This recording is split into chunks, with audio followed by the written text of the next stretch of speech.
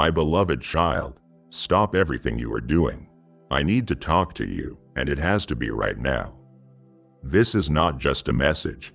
This is a divine interruption, a heavenly confrontation, a holy appointment etched into eternity before you even knew to look for it. You didn't stumble onto this video by accident. I summoned you here. You are not just watching a screen. You are standing in the middle of a moment I custom designed to break chains, open your eyes, and ignite the fire you have tried to silence. There is something I need to release into your spirit that simply cannot wait.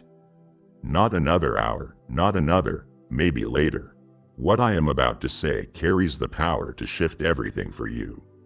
If you will stay, if you will lean in, if you will refuse to click away, you will step into something new. Don't scroll past your own breakthrough.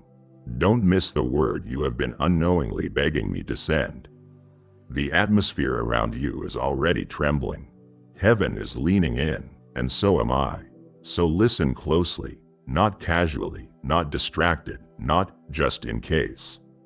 Listen as if your next season depends on it, because it does. By the time you reach the end of this message, you won't be the same person who started it.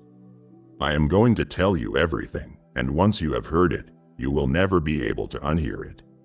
Now, be still and receive every word. My beloved child, the stirring in your soul, the one you have brushed off as stress, dismissed as nerves, or ignored as just another passing wave of anxiety, it is not ordinary.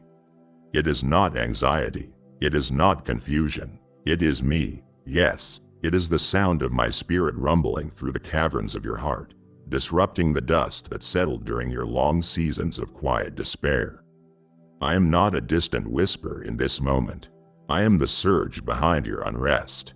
I am the reason your chest tightens at night. I am the voice beneath the noise that says, "Look up." You have tried to distract yourself, to numb the ache with busyness or scrolling or silence, but none of it has eased the weight pressing against your soul. And that, child, is because I am the one pressing. I am the one calling. I am the one saying this cannot wait another hour. This distress isn't punishment, it is preparation. The weight isn't your failure, it is the holy urgency of your destiny beginning to rise from the soil of waiting. I have set this time apart. Heaven's calendar has been holding this moment with trembling anticipation, not because I wanted to expose you to discomfort, but because I wanted to awaken you before the breakthrough passed you by. Do you not sense the shift in the atmosphere? Even now, as you hear these words, something inside you is testifying without evidence, without proof, but with holy certainty that you are standing at a divine intersection. You didn't plan to be here. You didn't expect anything unusual from this moment, but I orchestrated it.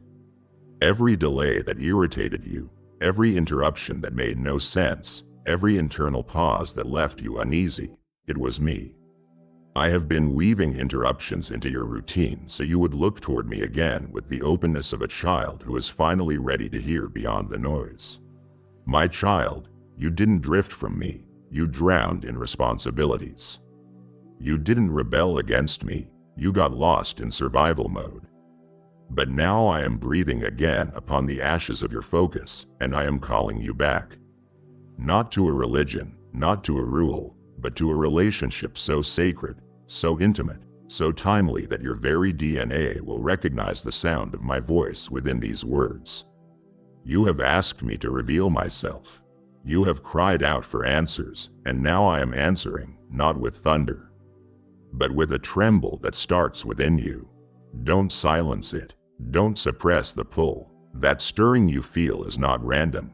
It is the sacred opening of a door I have waited to reveal until your heart was ready to walk through it.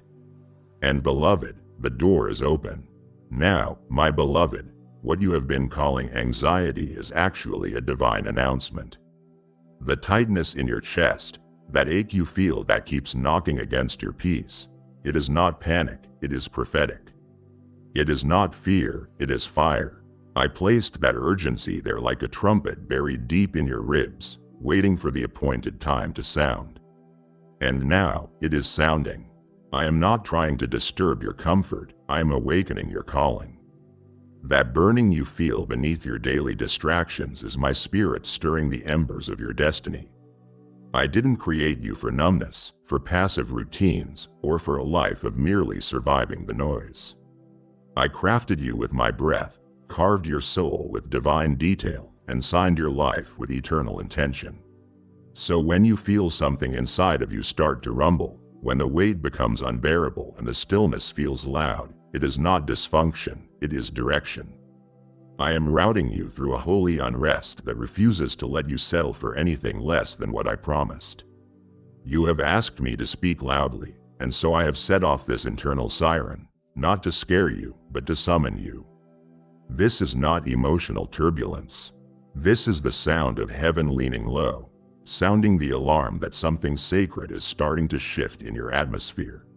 Child, I need you to know this. I never intended for you to sleep through this moment. That is why the feeling won't go away. That is why every attempt to escape into the familiar ends in frustration, because I have made you allergic to average. I have designed your soul to detect the counterfeit. I won't allow you to settle for survival when I have called you into overflow. The pressure you feel isn't crushing you, it is calling you.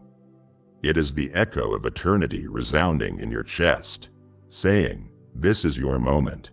Others may not understand. They might call it irrational or emotional, but I call it holy. I call it necessary. I call it now. Beloved, hear me clearly. This urgency isn't a warning of danger, it is a declaration of destiny. I am not sounding an alarm because something is wrong. I am sounding it because something is finally right. Your spirit has finally caught up to the rhythm of heaven's movement. You have entered a sacred synchronization with my timing, and your body, your soul, your dreams, they all feel it. That is why you can't ignore it. The timing is too precise, the moment too loaded. You are standing on the edge of something irreversible. I have already mobilized angels. I have already shifted the atmosphere. I have already issued orders that cannot be revoked. But I need your awareness.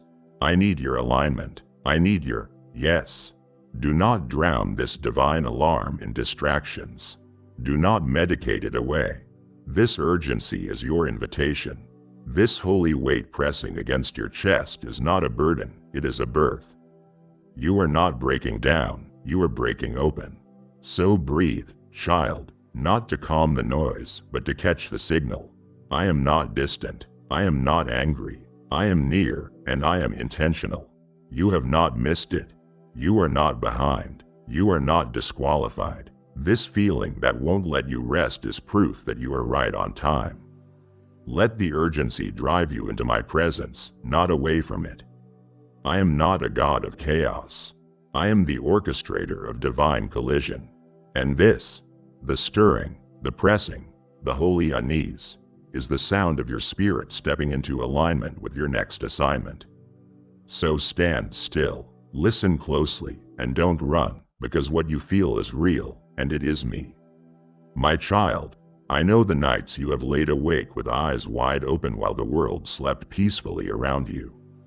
I have counted the sighs, recorded the thoughts you couldn't even say aloud, and traced every pattern your mind looped through in desperation. That whirlwind of thoughts wasn't madness, it was me. I have been speaking in the only space left uninterrupted, your midnight hour. You thought you were alone in that quiet torment, but you weren't abandoned, you were attended to. You weren't unraveling, you were being unraveled intentionally by the hands that created you. Every moment you couldn't rest was an answered cry for clarity. You asked me to speak, so I came in the silence, in the solitude, in the sleeplessness. Not to torment you, but to teach you to listen beneath the noise. I disrupted your rhythm so I could rewire your direction. You see, child, I don't always arrive with fanfare. I often come dressed in discomfort. I hide myself in moments of restlessness because that is where your soul becomes tender again. Your heart is too precious to leave buried under the rubble of busyness. So I let the stillness of night become a sanctuary where I could whisper what daylight distractions always drowned out. Your sleepless moments were sacred spaces. You thought they were interruptions, but they were invitations. I was not trying to wear you down, I was waking you up. The racing thoughts weren't signals of instability, they were the residue of spiritual interference being swept clean by the wind of my voice. Your thoughts raced because I was clearing space. Your peace was disrupted not because you failed, but because your future was being prepared for a deeper foundation. Now listen closely, child, because what I say next must settle into the softest places of your heart. You are not lost. You are not too late. You are not broken beyond repair. What you have mistaken for chaos was actually construction. I was dismantling the scaffolding of false beliefs and shaky foundations that could not hold what I am about to build in your life. That is why nothing felt stable. It is why it seemed like you were free falling in your thoughts, because I was breaking the ceiling you placed above your own growth. And now, here we are. The wreckage is not failure, it is the foundation. The noise was not confusion, it was the sound of me rebuilding clarity where fear had clouded your vision for too long. So breathe again, not because everything makes sense, but because I have never stopped making sense of everything. You don't need to sort through every thought, you just need to surrender them. I will filter the chaos. I will translate the groans. I will make poetry out of the pieces, because your soul wasn't made to run on panic, it was made to rest in promise. And I promise you this, what once kept you up at night will soon be the reason you praise me in the daylight. So lean into the sleepless moments, not with frustration, but with faith. I am in them, I always will be, and I am not just calling your soul into peace, I am calling it into purpose. My beloved, I know how it feels when the silence grows too loud. When you pray and the room still feels empty. When you reach out and the heavens seem to pull back. You have wondered if I left you. You have asked if I moved on. You pleaded, where are you? And here I am, not delayed, not removed, but closer than your own breath. You see, I have never been absent, only misunderstood. I don't always thunder when you expect lightning. Sometimes I arrive like dew, quiet, constant, covering everything before you even notice I came. You have been listening with your ears, hoping to hear me in the way others say they do. But I have been speaking in the language of your heart, the dialect only your spirit can understand. Through that holy ache, that sacred discontent, that inner pull that has no vocabulary but speaks volumes. I speak in the rhythm of your soul when words fall short. In the tears you cry without knowing why. In a weight that presses on your chest before a breakthrough bursts forth. I have spoken through sunsets that wrapped your pain in gold, through psalms that echoed your questions before you could voice them. I have whispered in the quietest hours and hidden my fingerprints in the middle of your chaos. No, child, I am not silent.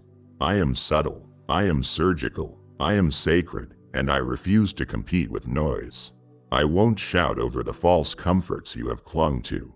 Instead, I have chosen to speak in the frequencies that bypass your intellect and pierce your spirit. My voice doesn't just inform, it transforms. And that is what is happening even now. You don't need another sermon, you need an encounter. And I am that encounter. You have been conditioned to believe that my voice sounds like thunder. Like something loud and unmistakable. But haven't you noticed? The most life-changing moments rarely come with volume, they come with stillness. Think of the seed. It doesn't scream as it splits open to become more, it simply yields. That is how I am working in you. You have mistaken quietness for absence, but I have been speaking in layers. Every impression, every divine interruption, every flicker of discernment, that is me. I am not a distant echo, I am an indwelling fire. And I am calling you deeper, not louder. The question isn't, is God speaking? The question is, am I still enough to listen with my soul instead of my senses? So listen, beloved, not with your ears, but with your surrender. You will not hear me with panic in your pulse. You will hear me when your spirit bows, not your posture, but your will. I am not hiding from you. I am hiding for you, so that when you find me, you will know it wasn't a coincidence, it was a covenant. This is the invitation. Come into the inner sanctuary of our secret language, the one written before time, whispered into your DNA, carved into the corridors of your identity. I am not far. I am inside the question. I am behind the veil. I am beside the ache. I am the one turning your sighs into strategies and your groans into glory. Don't look for volume, child. Look for vibration, the resonance of my voice already stirring your spirit to respond. Child, let me tell you something the enemy never wanted you to realize. Delay is not denial. Delay is design. I haven't been wasting your time. I have been building your timeline. While you have been praying for change, I have been orchestrating a divine shift, not just around you, but within you. You thought the wait was a punishment, but I say to you, it was a proving ground. I loaded the season with pressure not to break you, but to birth you. I have been speaking through it all. When the doors didn't open, when the answers didn't come, when the things you thought were promises slipped through your fingers like sand, that wasn't me forgetting you. That was me forging you. I speak fluently through disappointment. I use delays like language, shaping you sentence by sentence into a story that cannot be erased. I wasn't silent in the stillness, I was sovereign. You didn't miss me in the wait, you met me there. In fact, I was clearest when you were quietest. You were listening for deliverance, but I was delivering development. I allowed the pause to mature you. I held back the flood to deepen your foundation. I pulled away what was familiar so you could finally stop depending on what was failing. I wasn't being cruel, I was being careful. Careful with your calling, your capacity, your crown. I was testing your patience not to break your spirit, but to expand your authority. You have to understand, what I am doing through you can't be microwaved. It must be marinated in mystery, sealed in surrender, and unwrapped in revelation. I have been whispering through the wait, sculpting something eternal in the silence. Every strange shift, every spiritual glitch, every unexpected redirection, those weren't detours. They were divine edits to protect your outcome. Let me say it plain. The chaos you didn't understand was a conversation you didn't recognize. I was speaking through broken plans, through awkward exits, through spiritual weather patterns that didn't make sense to your natural mind. But your spirit heard me. That is why you didn't quit. That is why you kept waking up even when everything in you wanted to stay asleep. The wind has been my voice. The pauses have been my punctuation. And now the shift is making sense because the storm was never meant to destroy you. It was meant to develop ears that hear beyond human frequency. You are not just walking into a new season, you are stepping into a new sensitivity. That is why I couldn't let certain things stay. That is why I removed people without explanation. That is why I closed doors that looked perfect but were poison beneath the paint, because I was speaking, and now, child, you are finally listening. So here is what I need you to do now, and do it without delay. Stop interpreting my delays through your disappointment. Start interpreting them through your destiny. I wasn't rejecting your prayers, I was refining your posture. Because what is coming next will require ears that can hear me even when I speak in wind and waves. You are not going back to what you knew, you are going forward into what you never imagined. And the divine silence? That was me, every bit of it. And I have more to say. Beloved, you have been surrounded by so much static lately. The voices, the opinions, the endless stream of content and comparison.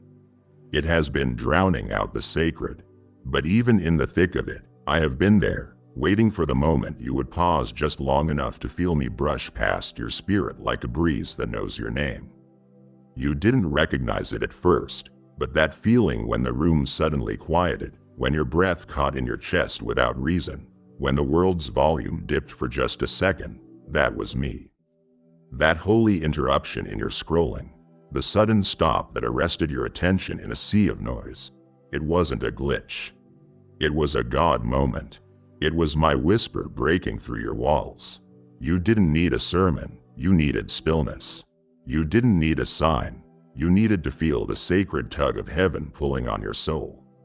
I have been whispering in your atmosphere not because I couldn't speak louder, but because I wanted to see if you would recognize me in the quiet, not just in the chaos. The enemy shouts, I whisper. The world performs, I pursue. And I have been pursuing you in the subtle. You kept scrolling, looking for a word, not realizing the pause was the word. That ache wasn't distraction, it was divine.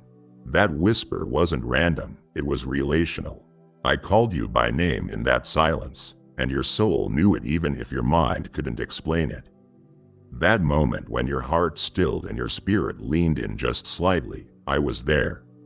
And I didn't come to impress, I came to invite, to pull you back into the sacred space where only you and I exist. That moment of pause was my mercy.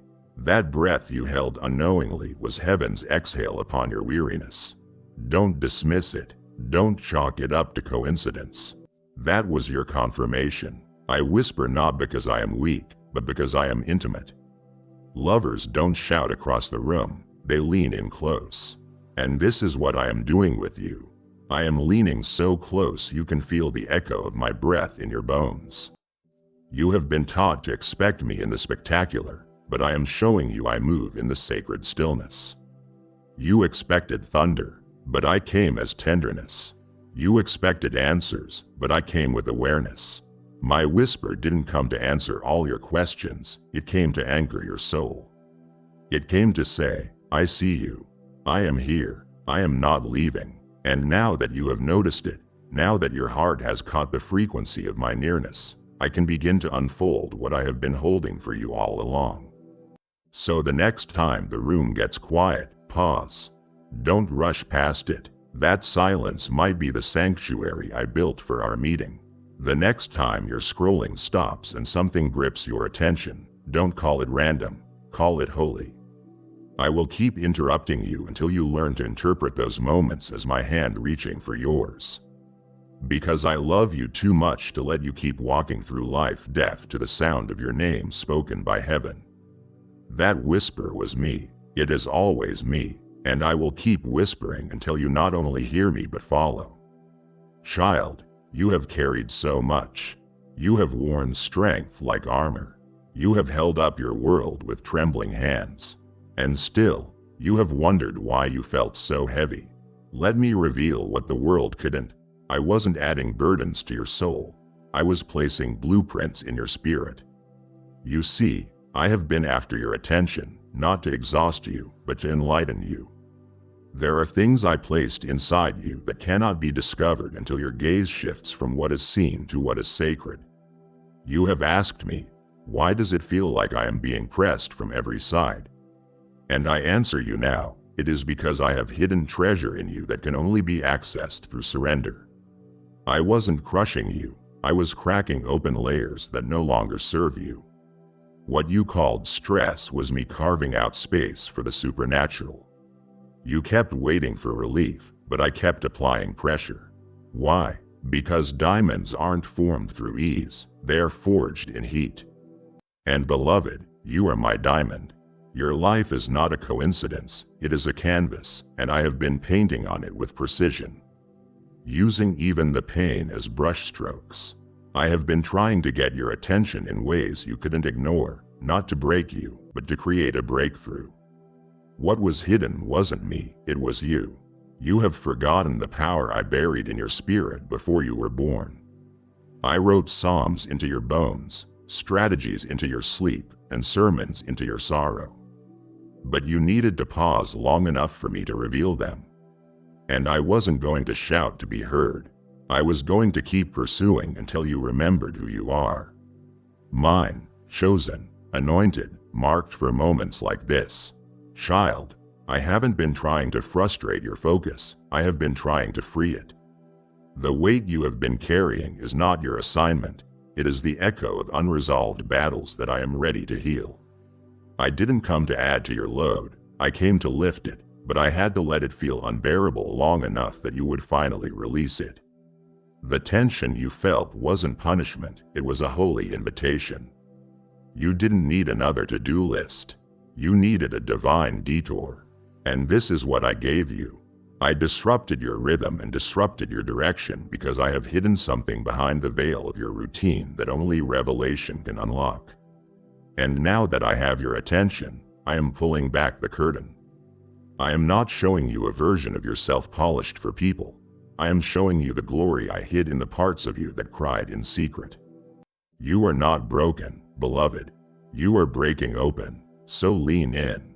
Don't look away. I am revealing mysteries about your future, your authority, your identity that cannot be stolen, shaken, or shared.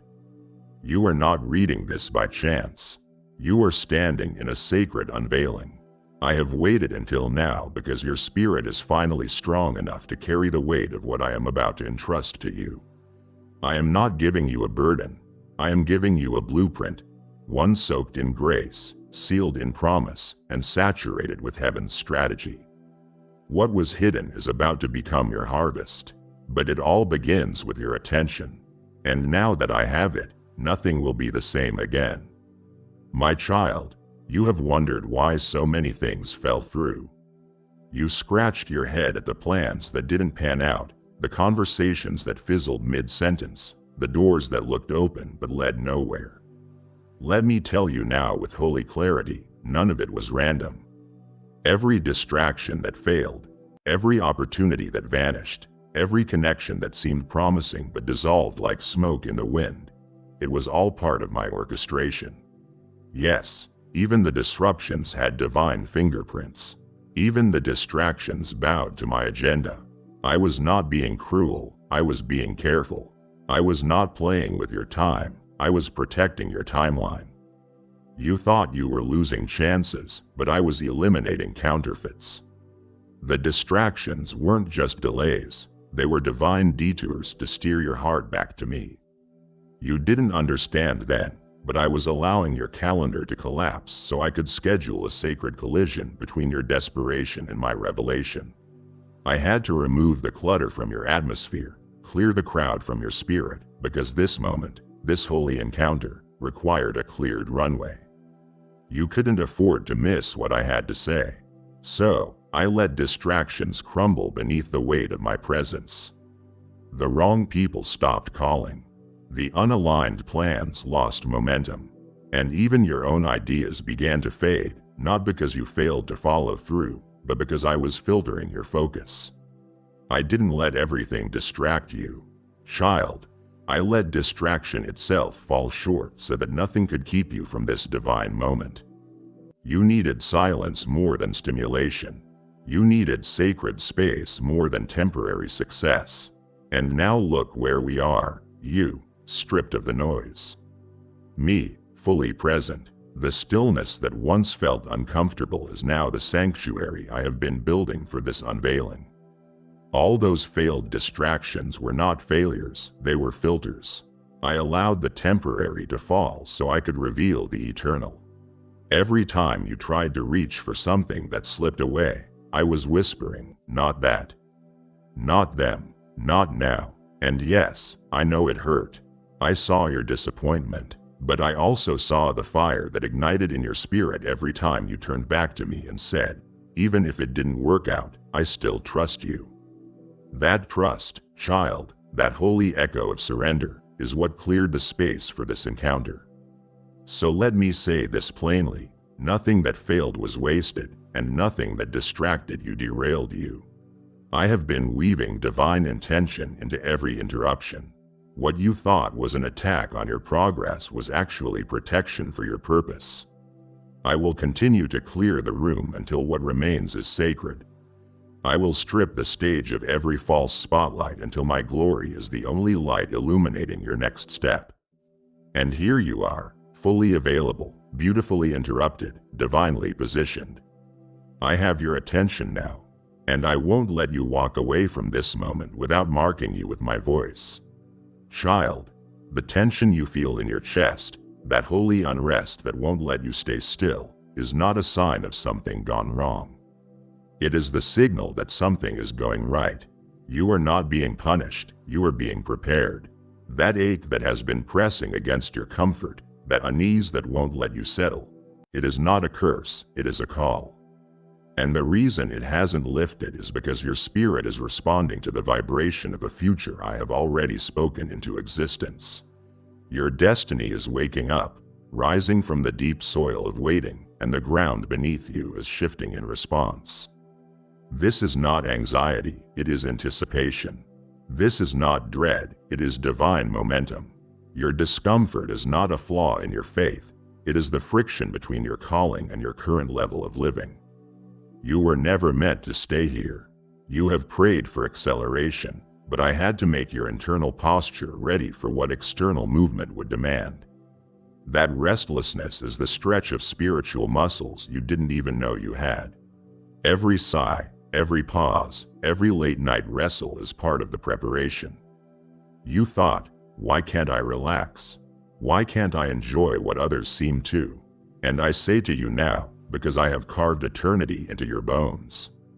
Because ordinary no longer fits you. Because compromise no longer comforts you. You are feeling the weight of something coming. And you are right, the hour is near. The appointment has already been scheduled. The anointing I have preserved for you is beginning to leak through the cracks of your current container. You cannot carry tomorrow's glory in yesterday's shape. So, I am reshaping you. I am rewiring you, not to punish, but to prepare. This urgency you feel is not confusion, it is confirmation. It is heaven's highlighter marking this chapter as pivotal. You are no longer who you were when the waiting began. The soil has shifted, the roots have deepened, the seeds of long-forgotten prayers have broken open underground. And what I planted in tears is about to erupt in glory. I know it feels uncomfortable. I know you have questioned your sanity. But hear me, you are not unraveling, you are awakening. You are not failing, you are forming. And the restlessness you feel? It isn't something to fix, it is something to follow. It is the signal that destiny is not just coming, it is arriving. And it is coming faster than your fears, stronger than your doubts, and louder than your excuses. So lean in. Don't suppress the holy tension. Don't medicate the movement with distraction. The pressure is not the enemy. It is the evidence. The weight is not what's wrong with you, it's what's right. Your destiny is declaring war on delay, and you, beloved, are finally in position to say, yes, without hesitation. I am speaking through the restlessness. I am leading you through the pressure. And what is next will be so clear, so holy, so undeniably divine that you will look back on this very season of discomfort and whisper, it was you. It was always you, my child. You have carried this fear that your mind is betraying you, that your thoughts are spinning out of control.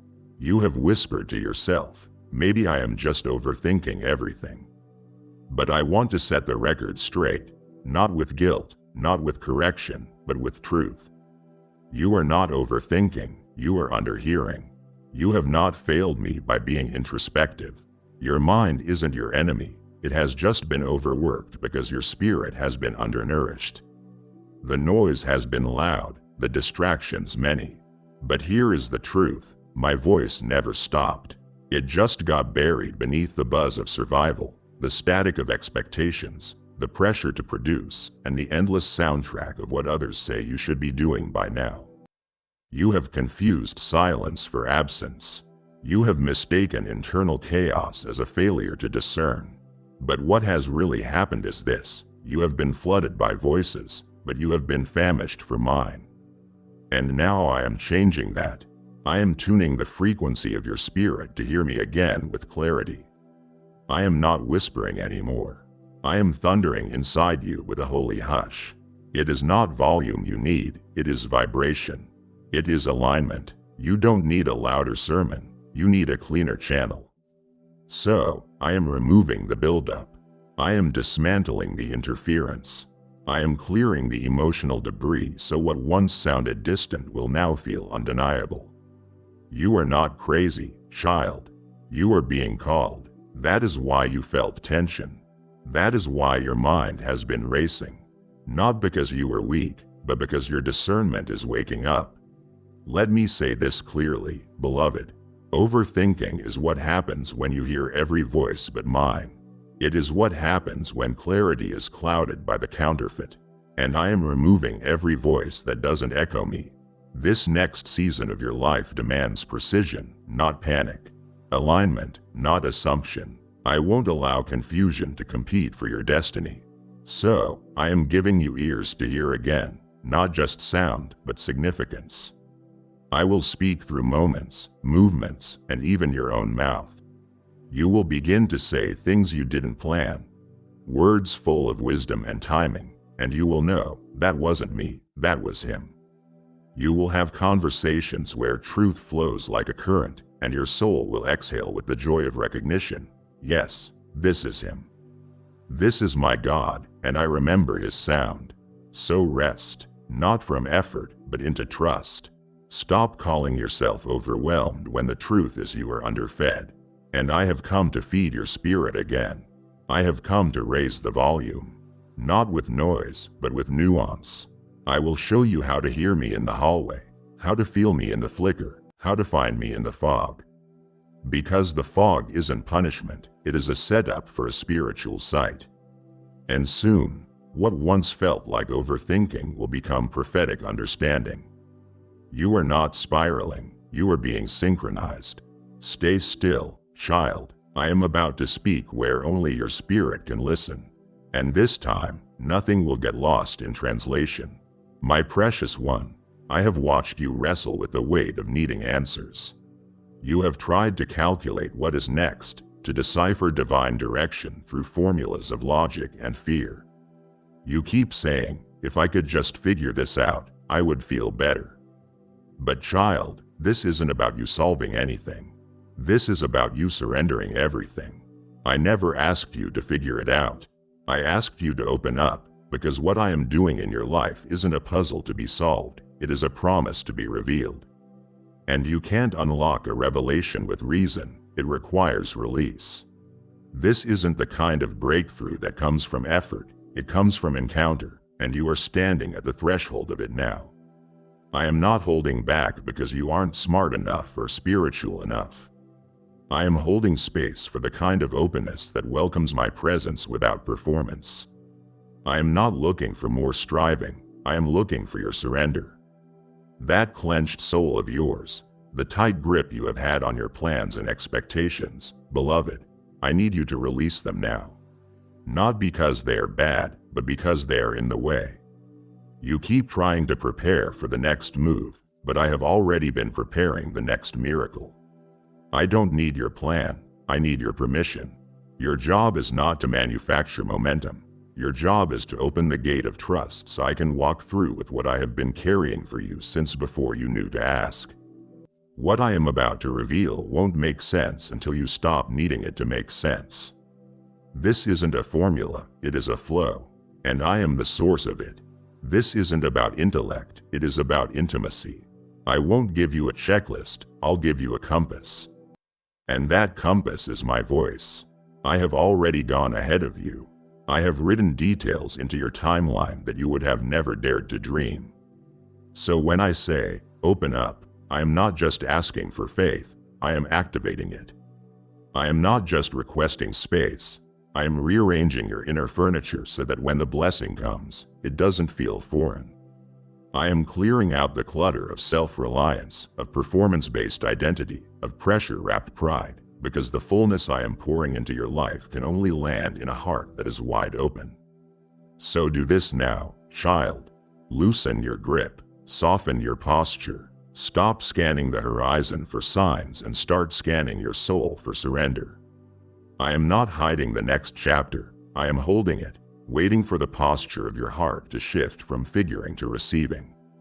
I know what you need before you say it. I see what you are walking into before you map it. I am the God who prepares tables before you even know you are hungry.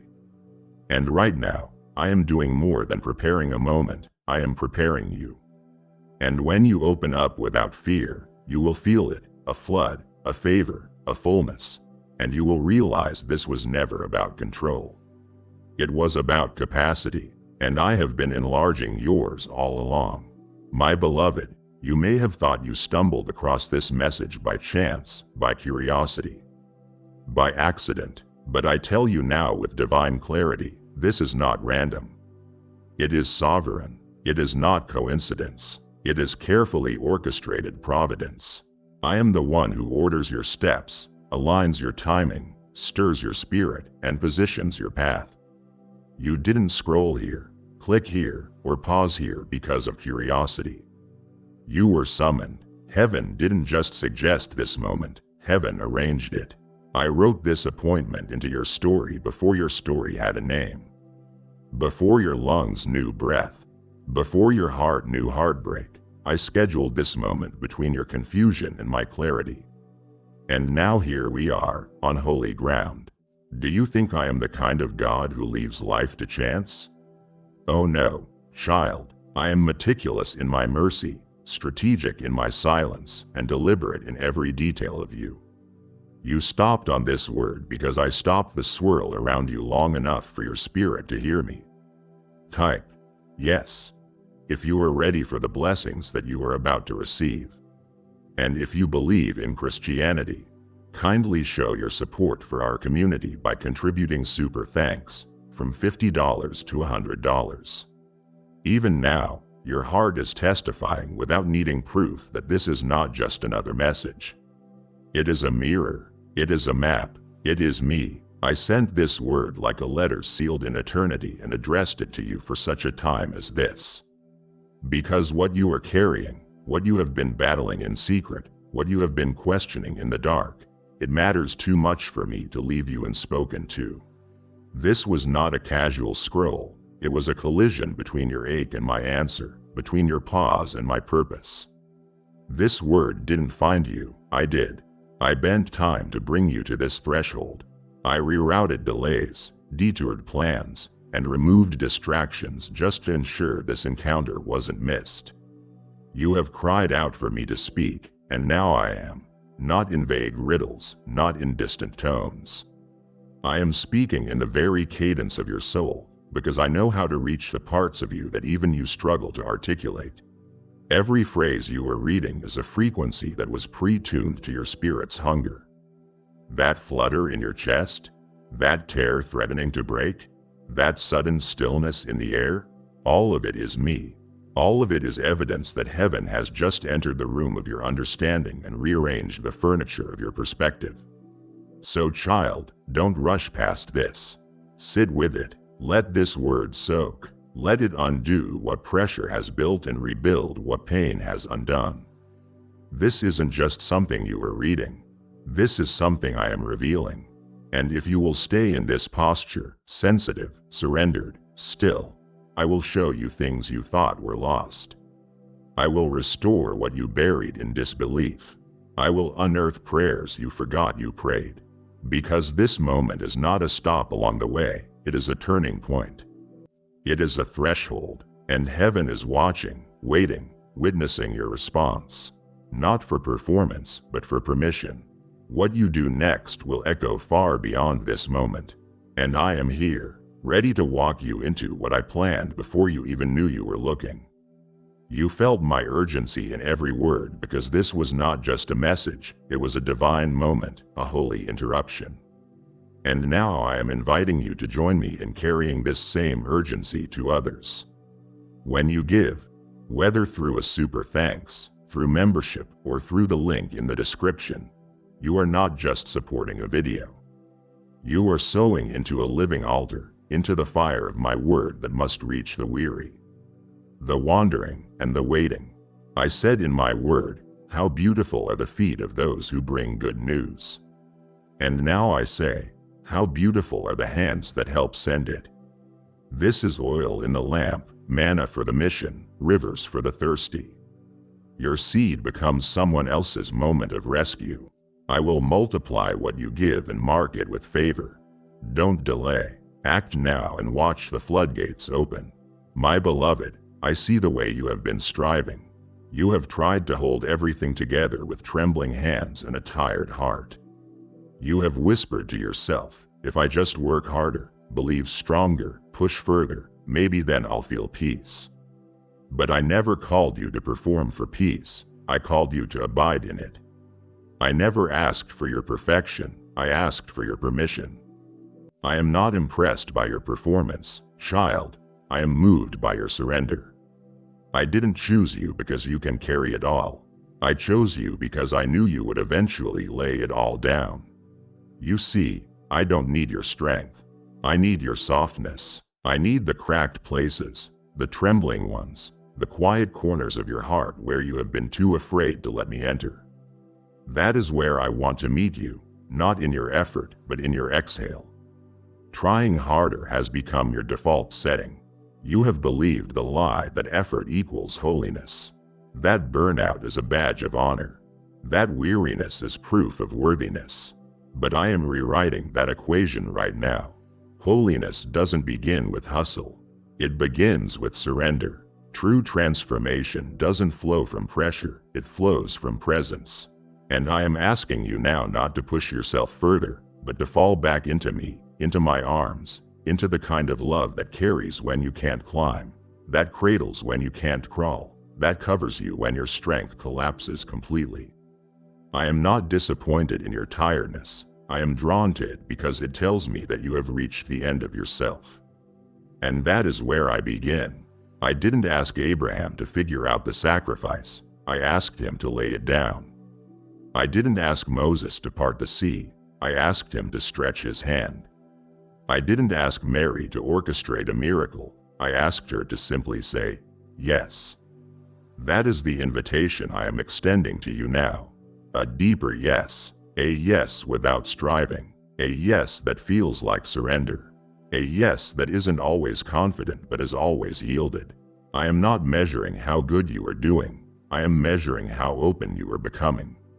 And child, if you could only see what I have been preparing in the background, you would stop trying so hard to control what was never yours to carry in the first place. Surrender isn't weakness, it is wisdom. And wisdom is where I work wonders. So let this be the day you stop climbing ladders I never told you to build. Let this be the hour where you step down from performance and sit at my feet again. You are not behind. You are not broken. You are not too far gone. You are exactly where surrender starts. And that is where the supernatural begins. You have done enough. You have tried enough. Now breathe, release, surrender, and let me be the strength you no longer have to manufacture. I am not asking for more of you. I am asking for you. Give me what you have hidden. Lay down what you have held. And watch what I can do when you stop trying and start trusting. This is where everything changes. Not because you tried harder, but because you opened wider. My child, you have walked through seasons where silence wrapped around you like a blanket of isolation. You poured your heart into rooms that never echoed back. You sowed love into places that only gave you distance. And you wondered if anyone saw, if anyone cared. You looked up to the skies and whispered, does this even matter? Does anyone see me? And I want you to know, yes, I did. I do. I always have. Every unnoticed act of kindness, every quiet sacrifice, every midnight tear you wiped away without anyone knowing. None of it escaped me. Not a single drop of pain has been wasted. I was there in the background while you fought to stay kind. I was holding you up in the hallway while others walked by. And while it seemed like no one was listening, I was taking notes in heaven. You were never invisible to me. You were invaluable to me. I know the moments where you said yes to me even while you bled internally. I know the strength it took to keep going when you wanted to quit.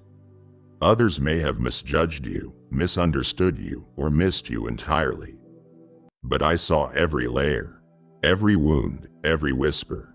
I watched you endure without applause, love without guarantee, trust me without clarity. And I responded, just not always in the way you expected. You see, I was moving beneath the surface, building foundations under your feet that could hold the weight of what is coming next. My movement didn't always look like open doors, it looked like strengthened roots. And now, those unseen seeds of obedience are about to crack the soil. Let me be very clear, you have not been forgotten. You have been preserved. You were not overlooked. You were overshadowed by my hand, by my plan, by my protection. There were places you wanted to enter, people you longed to impress, platforms you hoped to reach. But I blocked them, not because I didn't love you, but because I love you too much to let exposure come before equipping. And now, what you thought was rejection will be revealed as redirection. What felt like being buried was actually being planted, and the sprouting season is coming. It is nearer than you know. I have been moving all along in the waiting, in the weeping, in the wondering. I was gathering evidence to turn your unseen obedience into undeniable favor. So lift your eyes, lift your head. Don't let the silence of others become louder than my affirmation. You didn't miss your moment, you mastered the one I gave you. And I am about to make sure the seeds you sowed in secret will reap a harvest in public. I saw you, I heard you, and now, child, I am about to show you what I was building in the shadows. Beloved, I know you feel it. Like your heart has become an open wound, tender to everything, aware of things you used to ignore. What once slid off your back now sticks to your spirit.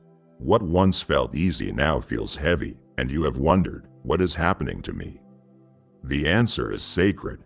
I am expanding you. This isn't emotional instability, this is spiritual enlargement. I am stretching the walls of your inner life to match the weight of the glory I am preparing to release. I can't pour new oil into old wineskins. Child, I can't place massive assignments into small frames. So, I am breaking the frame. I am pulling on your spirit, your heart, your mind, not to torment, but to transform. Not to break you, but to build you. You are not crumbling, you are being carved into something holy. This sensitivity you feel is not weakness, it is wisdom maturing in real time. I am allowing your emotions to come alive so that discernment can develop. I am removing your numbness so that your spirit can finally feel again. You have cried over things that never used to move you. You have recoiled at environments that used to entertain you. You have become aware of subtleties, spiritual atmospheres, hidden motives, unseen shifts, and you have mistaken it for fragility. But child, it is not fragility, it is frequency. I am tuning you to hear what others miss. I am opening your heart to carry what others cannot. This expansion is painful, yes, but it is also prophetic, because I cannot pour purpose into a vessel unwilling to stretch. I cannot trust deep waters to a shallow heart. So, I am deepening you.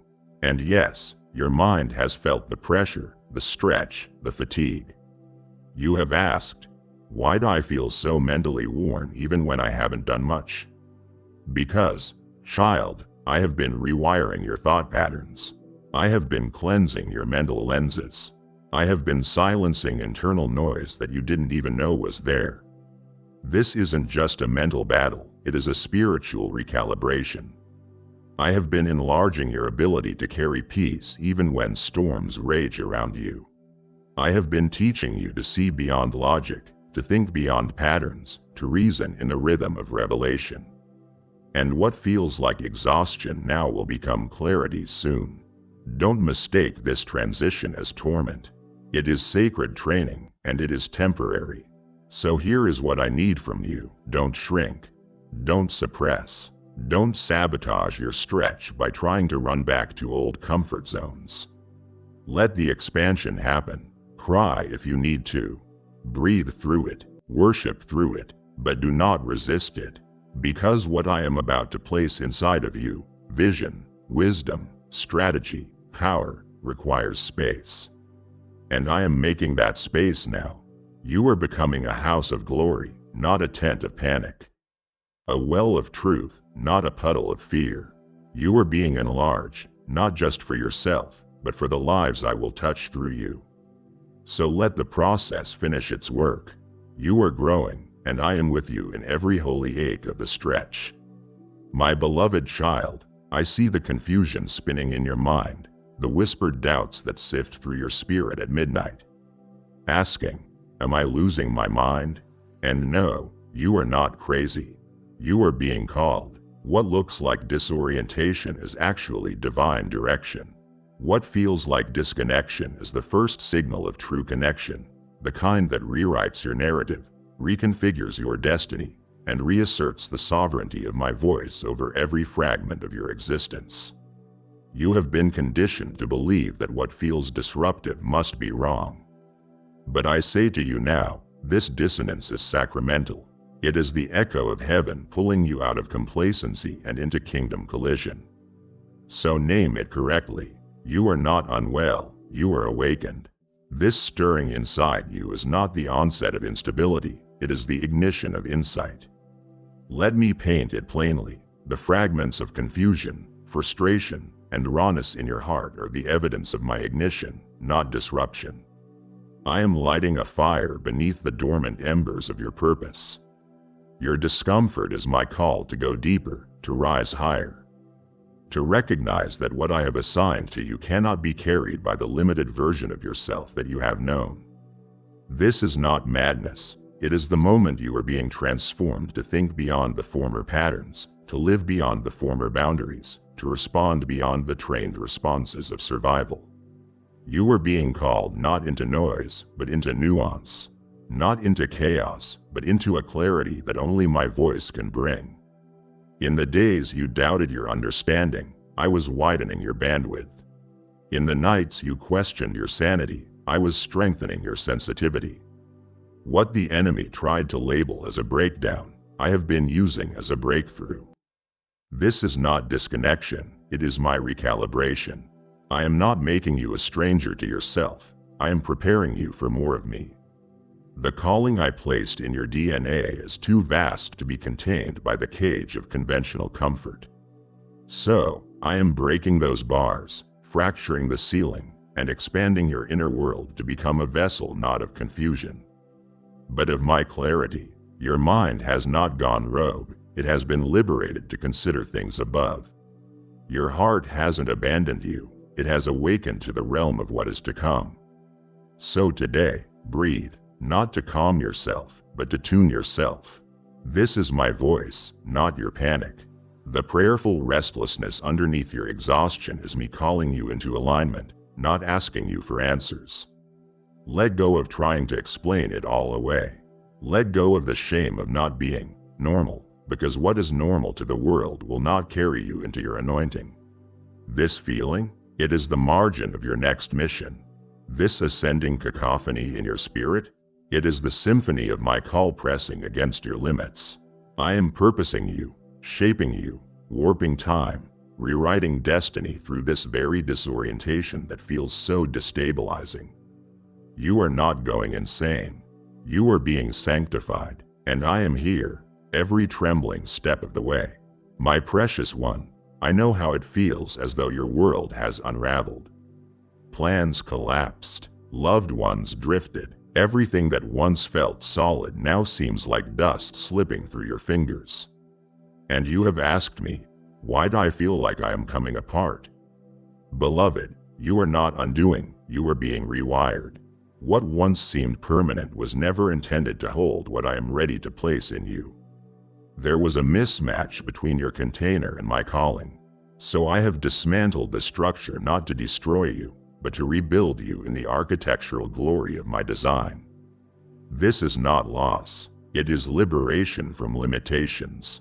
And soon, you will see the beauty in the breaking. Receive this now. I love you. I am currently in the process of gently entangling the knots within you, removing the faulty wiring of fear, helplessness, performance, and insecurity that has for too long concealed the circuitry of divine destiny living inside your chest. What you feel right now, this sense of unmaking, is not a signal of your collapse. It is a sacred dismantling of the old self to make room for something breathtakingly new. You are not being destroyed, you are being reassembled. I am not crafting you anew because you failed. I am crafting you to advance. You are being refined through the shadow and released through surrender. That thing you thought was your identity, the heavy burden you thought you were supposed to carry, maintain, and preserve, it was never your core. I am peeling it away to give you what you actually need, my imprint, not your impression. My presence, not your performance. Look back, my beloved, at the moments you thought fell apart. The broken friendships, the unforeseen delays, the disappointments that cut you so deeply. I call those moments my scalpel, not my sabotage. Those events were not against you, they were furiously for you. They were designed to recalibrate your heart, to crack open the walls you built around me, and to expose the idol of self-reliance that has held you hostage. I am not leaving you with half a life. I am reconstructing your foundations so that when I pour my massive destiny into you, it does not shatter weak walls. This rewiring is not arbitrary, it is divine engineering. It is not destruction, it is design.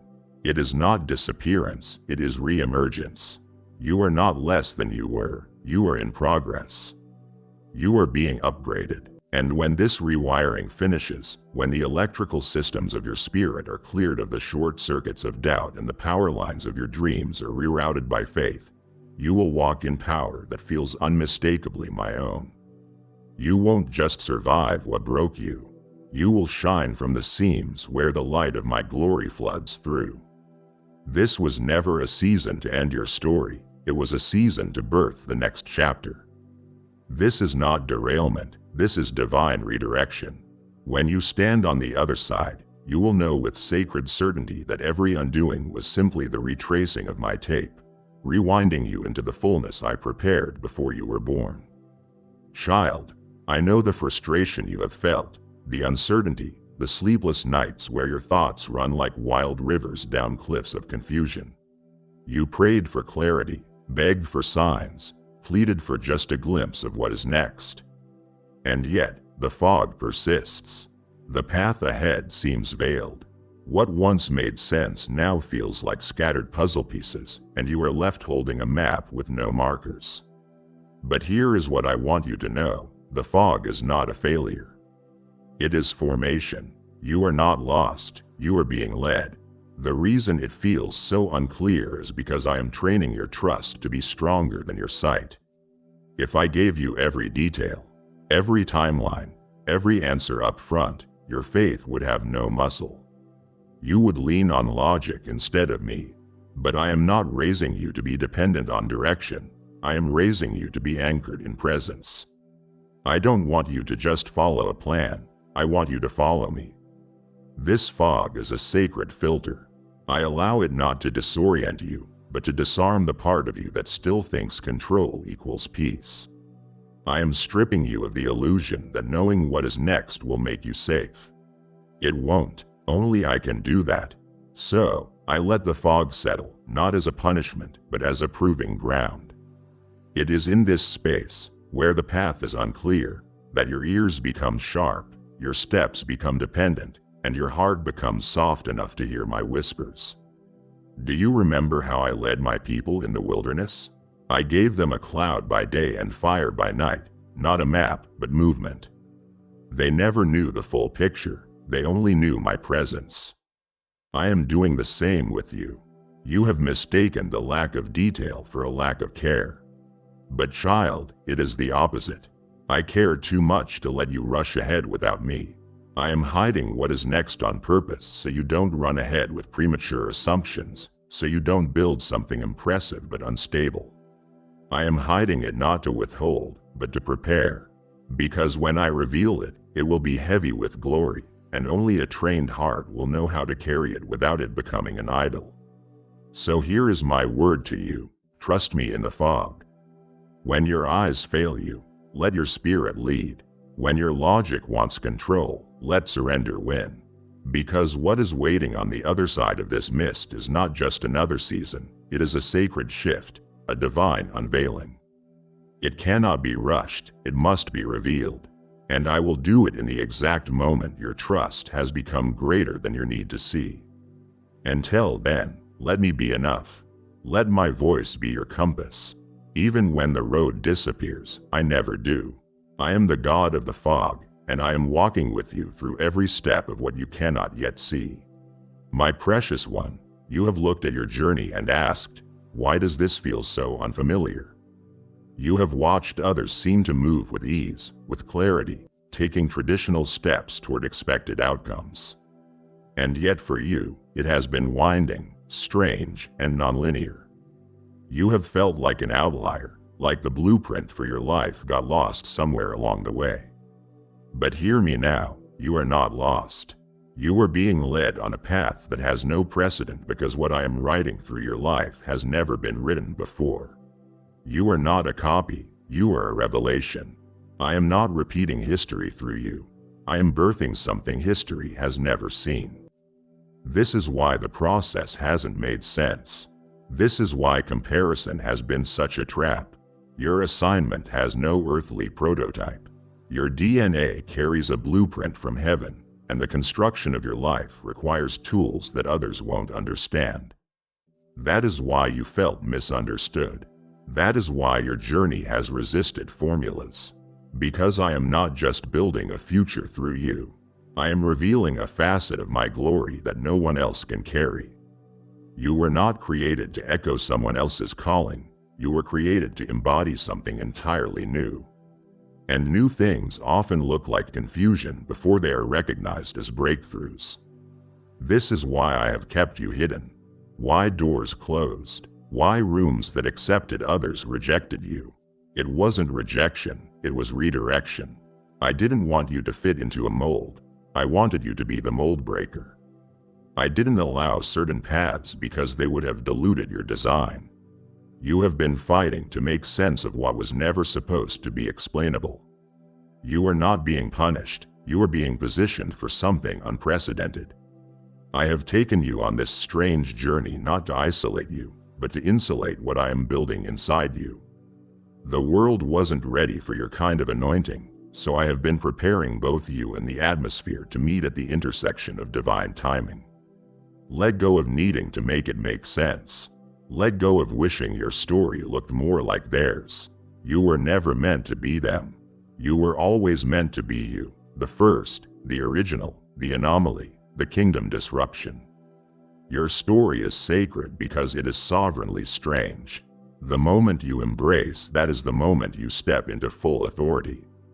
I am writing something through you that will become the blueprint for others, but someone had to go first. Someone had to carry the weight of the unfamiliar. I chose you not because you were ready, but because you were willing. Now, I am about to reveal the reason for every seemingly random chapter. You were never out of order, you were simply out ahead. My child, I know the tremors. I know the shaking that has moved through your life like a storm you didn't ask for. Plans collapsed. Hidden opportunities dissolved before you could even step into them. Beneath it all, this terrifying question has echoed through your soul: is everything falling apart? But listen to me now. I am the one doing the shaking. Not to harm you, not to humiliate you, but to heal you from everything that was never supposed to stay. You are not unraveling, you are being unchained. What feels like collapse is actually divine construction. I am not tearing your life down. I am removing what was unstable so I can build what cannot be shaken. You see, I am a jealous God. I will not compete for space with idols that claim your trust. I will not allow foundations built on fear, pride, or performance to remain when I am preparing you to carry my glory. So I shake until the false peace leaves, until the counterfeit affirmations fall silent, until the applause that distracted you fades and all that is left is me, unmoving, unshaken, unbreakable. The earthquake you felt in your emotions, your circumstances, your identity, that is not judgment. That is justice. I am answering prayers you forgot you prayed. You asked me for real freedom, real clarity, real purpose. And that required real shaking because I cannot let you build a palace of calling on a cracked foundation of compromise. What I am doing is painful, yes, but it is precise. Every piece being removed has been weighed in eternity and deemed unnecessary for where I am taking you. The friendships that suddenly shifted, I allowed it. The job that unexpectedly closed its doors, I permitted it. The tears, the denials, the dry seasons, all orchestrated not by cruelty, but by covenant. I am committed to you. I love you too deeply to let you remain tied to what only offers false security. So I shake, and when the dust clears, you will see what survived. What you clung to was what I planted. The only things remaining will be the things built by my breath. So stand still. Do not panic. Do not rush to rebuild what I have intentionally removed. Let the shaking do its full work. Let it finish, because once it is done, what you will have is unshakable peace, unshakable identity, unshakable calling, and above all, unshakable intimacy with me. You are not falling apart, you are falling into divine alignment. The shaking is your birth canal into a glory you weren't strong enough to carry until now. When I am finished, you will stand taller, clearer, freer, and you will realize this was never a collapse, it was a consecration. Beloved, I know the silence has been loud. I know what it is like to cry into the dark and hear nothing echo back.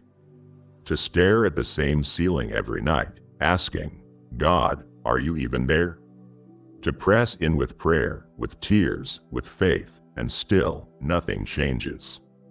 The phone doesn't ring, the breakthrough doesn't come, the pain doesn't ease, and you have been tempted to believe that my silence meant my absence. But hear me now, I was never absent. I have been working behind the veil the entire time. My fingerprints are all over your story, even when your eyes couldn't trace them. You see, I don't just show up in the miraculous moments, I work in the mundane. I work in the waiting. I work in the slow, silent, sacred stretches where it looks like nothing is moving. While you have been standing still, I have been aligning kingdoms. While you have been crying in confusion, I have been tearing down systems that were set up to destroy you. I have been rerouting outcomes, clearing paths, preparing hearts, and setting up divine appointments that will meet you at the exact second they are supposed to. I don't operate on panic, I operate in precision. Even when I am silent, I am still speaking through the story I am writing around you. You thought I forgot the promise, but I have been fulfilling it in layers you can't yet see. You assumed the dream had died, but I have been resurrecting it from beneath the surface. Every no was protection. Every delay was development. Every quiet season was construction. You thought I was doing nothing. I was doing everything. You just didn't see it yet. But soon, very soon, what I have been building in the invisible will break through into the visible, and you will realize that what you thought was delay was a divine disguise. I have been moving mountains while you have been managing Mondays. I have been shifting timelines while you have been surviving Tuesdays. And now, the curtain is about to lift. So, child, release the bitterness. Release the doubt. I am not a liar. I am not late. I am not distant. I am deliberate. The same God who whispered to you in the beginning is the one who has been orchestrating the end. I have never stopped working, never stopped weaving, never stopped watching over every step. And when this next door opens, you will say through your tears, oh, now I see it. Now I see what you were doing all along. And I will whisper back, yes, my love. I was there the whole time. My beloved, I know how it feels like nothing is moving. Like you are trapped in the waiting room of your own life, staring at doors that refuse to open, roads that won't move, and dreams that remain distant. You whisper, am I stuck? As if stuckness were your fault, your flaw, your finish line. But hear me now, not as your accusation, but as your advocate. You are not stuck. You are stationed. I have placed you in a sacred pause, not as punishment, but as preparation. You are not stagnant. You are stationed for breakthrough, for release, for revelation. I have positioned you at this very point in time not to hold you back, but to hold you until the force of my arrival can meet you without being lost in your own momentum. You have mistaken a still season for a stop sign. You believed that if things weren't moving like you expected, something was wrong. But this pause, this divine station, is where destiny gains traction. It is easier to drift than to stay in place. It is harder to be stationed when all you see is a standstill. But my wisdom flows in the unshakable stitching of your soul, not in the shaky steps of your agenda. You are stationed, and stationed perfectly, at the threshold of my unfolding. This station isn't a sentence, it is a strategy. I parked you not in despair, but in preparation. Every moment that feels heavy, every scar that still aches, every prayer that seems unanswered, they have been the weight bearing down roots of strength, anchoring your faith deeper than before. I have stationed you in a crucible so that the fire of my glory can refine you, not destroy you. You are not locked out of blessing, you are being lined up. And when breakthrough comes, it will not just release you, it will position you for a revelation that surpasses relief and ushers you into your destiny. So breathe, beloved, not to calm anxiety, but to catch the significance of stillness. You are not stuck, you are stationed. Let that distinction sink in. Let your soul inhale it like the first pure breath after survival.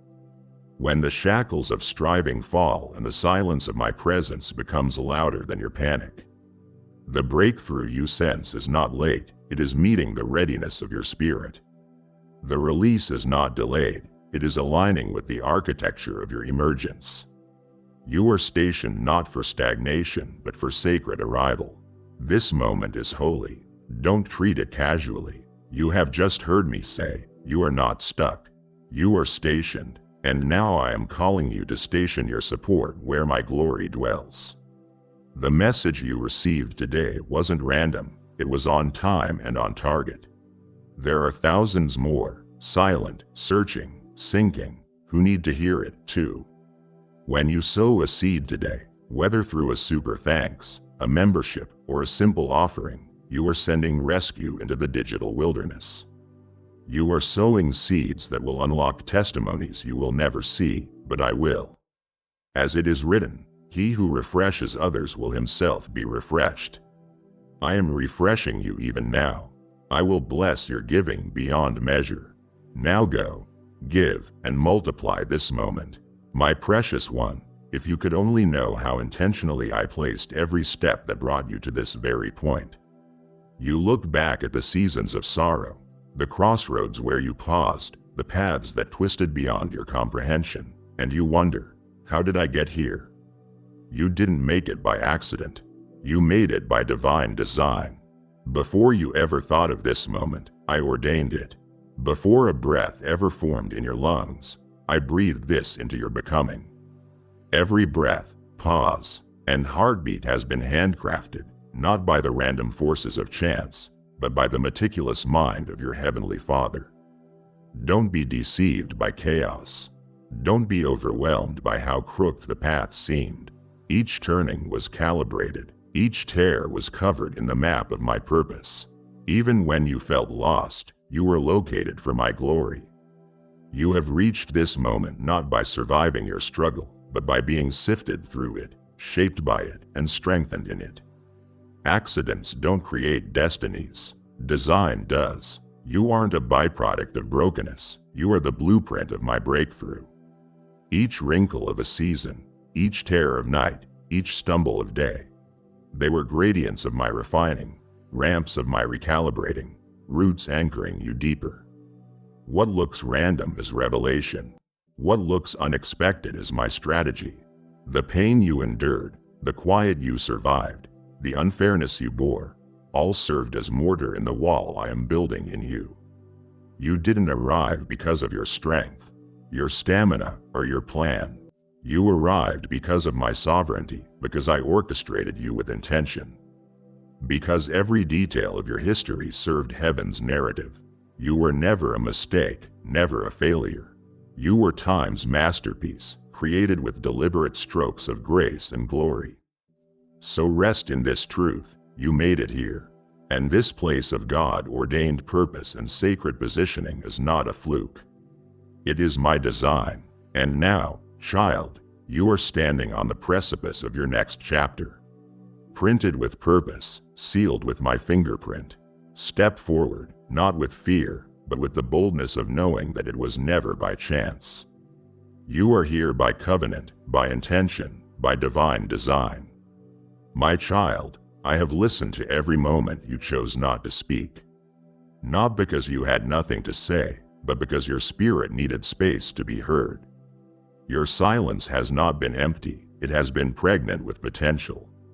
I don't measure your worth by your volume, I measure it by your vulnerability. When you held back words because you feared they would fall flat, I still heard them in the stillness. When your heart wanted to rise in worship but found only tears, this was not lack, it was language. Your silence, beloved, has power. It has depth. It is not a void to be filled, but a vessel to be filled. You have been taught that being quiet means being quieted. Beloved, that is a lie. Your silence has carried my whispers into your soul when noise couldn't reach. In those quiet nights, I spoke to parts of you that had become numb with chatter. I used your stillness to etch revelation into the soft places of your heart. You thought silence was your weakness, but my strength entered there. You thought not speaking meant not standing, but your presence stood. Even when words escaped you, your spirit remembered the song I planted within you before you could sing. So today, breathe into that silence. Don't be ashamed of your quiet. Let the hush become holy, because inside of it is where I have been writing your next redemption. You are not hearing impaired, you are spirit attuned. And your silence is not a void, but a vestibule into heaven. Let it be your throne room, not your hiding place. Let your quiet be communion, not complacency. The world chases noise, but I chase your heart. Type yes if you are ready for the blessings that you are about to receive.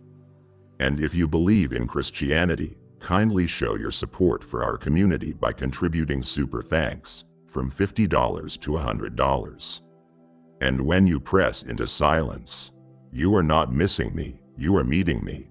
Embrace the unspoken. Worry in the silence is powerful, and I hear every sacred syllable.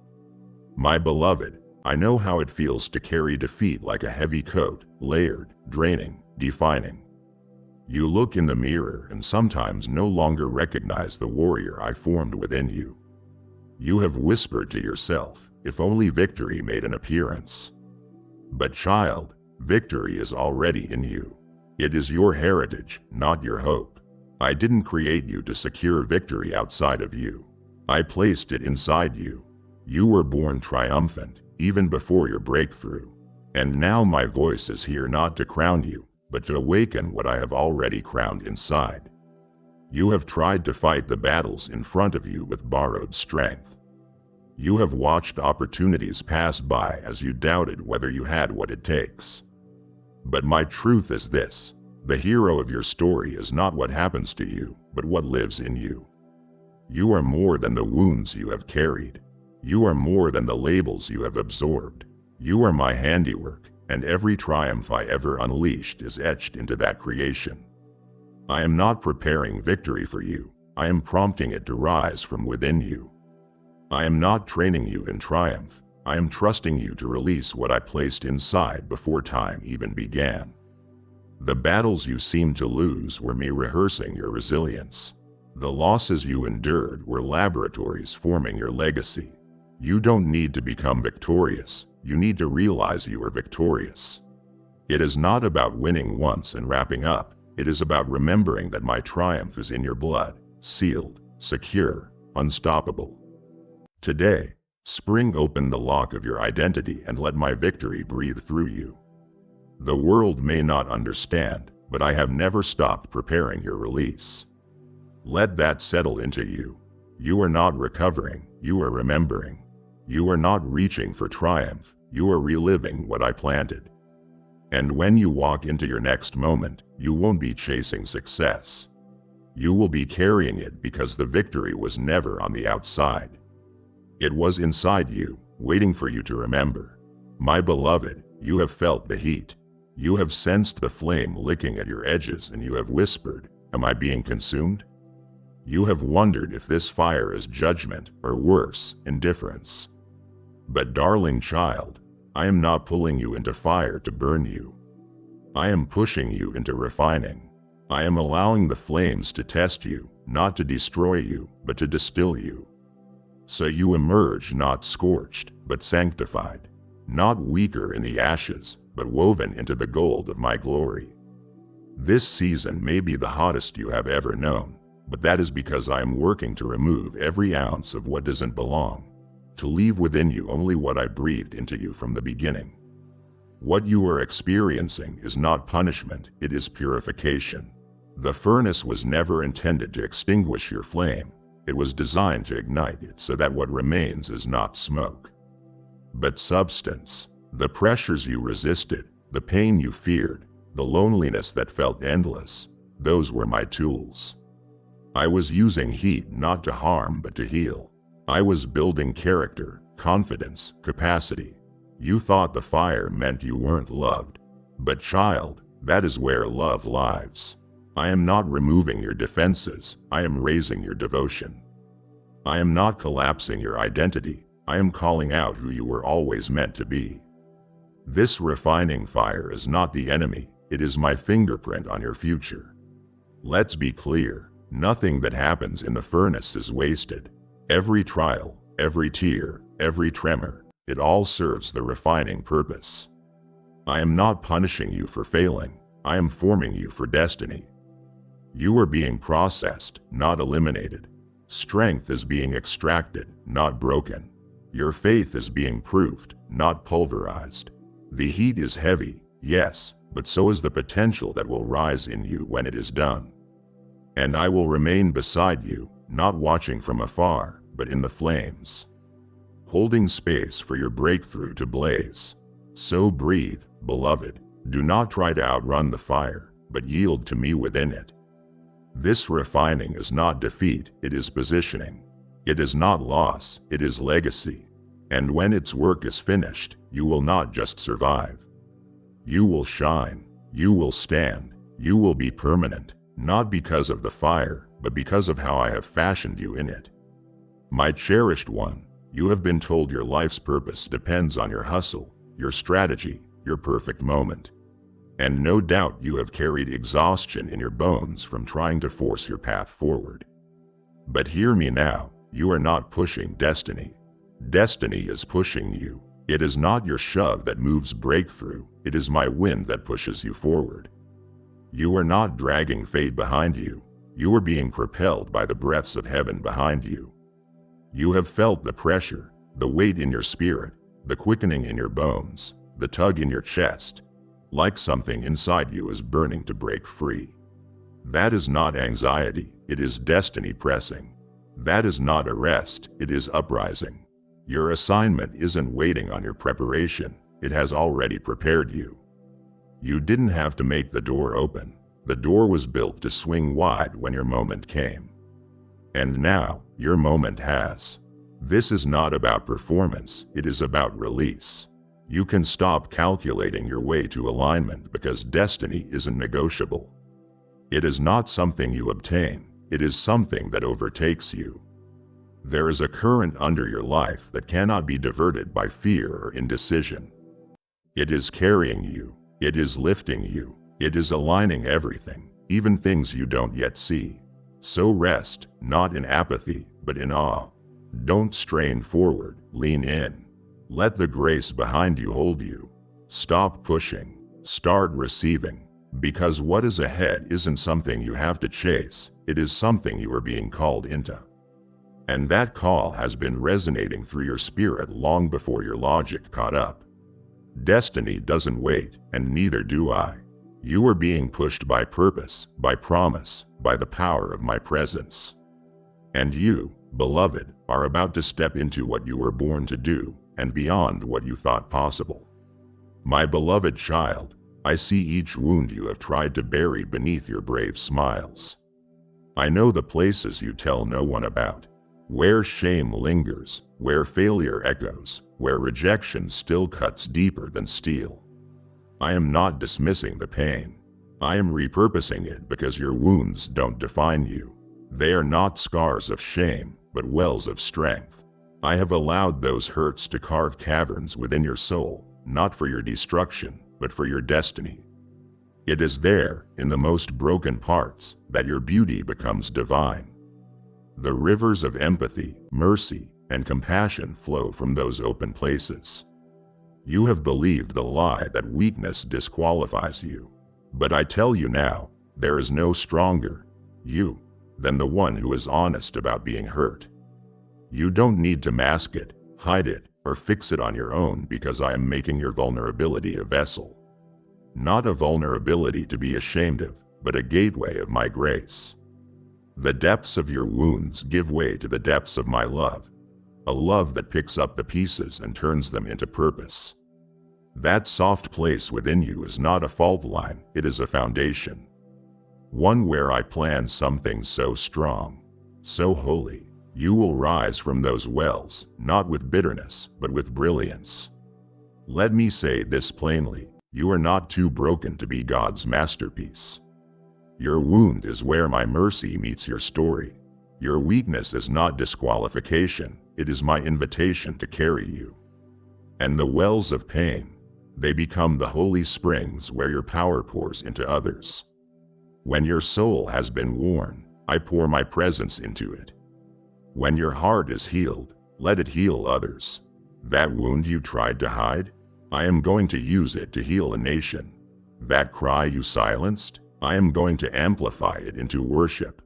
Don't recoil, rejoice, because your hurt wasn't hateful, it was harvestable. And your wound will not stay wounded, it will open up, and from it, my grace will gush. Child, I know your internal battles, the ones no one sees, the anxiety that creeps in at 3:00 a.m., the doubt that whispers when no one applauds, the fear that flares when your spirit is worn. You thought no one knew, you thought no one cared, you thought you were losing.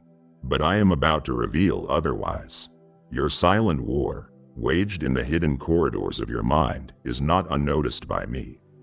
In fact, it has prepared the ground for a breakthrough so breathtaking you will realize what you thought was between you and defeat was actually between you and destiny. The war was not waste, it was the womb of your breakthrough. And now my victory is coming with thunderous applause. You stayed up, fought on, cried out in quiet trembling. Oh, and you wondered if your resistance mattered. But I have watched it all, collected every tear, stored every prayer, and now I will answer you with more than healing. I will honor you. That public victory I promised will not be accidental. I will not simply heal the wound. I will display the healing so that others see me victorious in your life. The world does not know how to celebrate silent battles, but heaven does. And I will break the ceremony of heaven over your life, complete with banner, trumpet, and thunder. What has been private is about to become public, not so you can boast, but so I can be glorified. So brace yourself, beloved, because the unseen has currency in my kingdom. Your struggle has not gone astray, it has been gathering weight. And my victory will be so bright, so bold, so undeniable, you will know beyond a shadow of a doubt that the battle was not for your destruction, but for your demonstration. Crowds may not understand everything, but your spirit will recognize my victory echoing in your bones. And the war you fought in secret, in shame, in isolation, that is about to have an anthem. And the anthem will praise me with your life. My beloved, I know how it feels when you glance at your past and see the weight of every wound, every regret, every heartbreak. And you wonder if that is all there is for you. You may feel as though you have been chained to your story, condemned to repeat the same chapters over and over, and you gasp, Will I ever begin something new? But I tell you now, you are not stuck. You are stationed at the threshold of a new chapter. And I, your sovereign, your comforter, your creator, I am the author of the turn. I didn't just write your backstory, I am writing your breakthrough. Every seeming dead end, every missed opportunity, every season of silence was not a sign of abandonment. It was the backdrop to my next act of grace. You have read your past in such detail but haven't yet received the redemptive sequel I have been whispering into you all along. You have assumed your narrative ended with what happened to you. But I am here to remind you that what happened for you was the prelude to my promise. I am not letting your story hold you captive. I am releasing you into the sovereignty of my purpose. The next sentence is not written yet, and I am not just giving you the pen, I am guiding your hand. I see your longing for change. I hear your hidden prayers that tremble beneath your daily routines.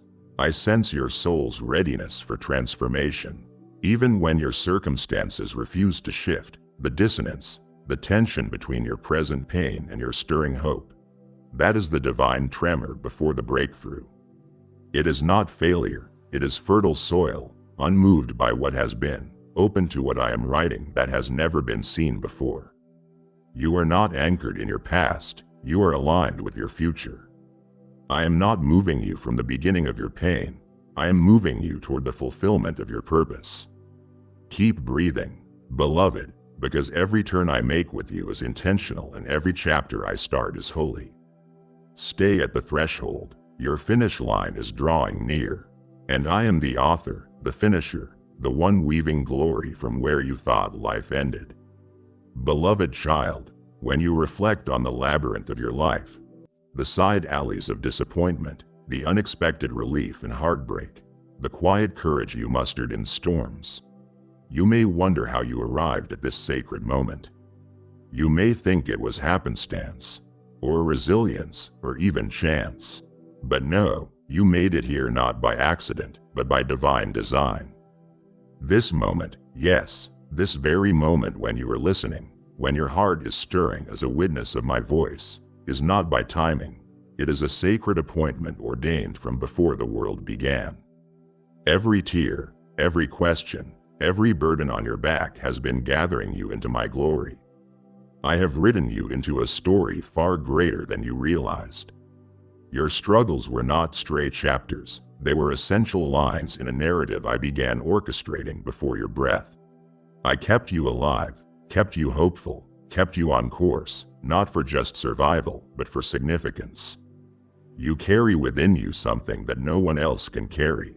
The combination of your heartbreak, your healing, and your humility is giving birth to your assignment.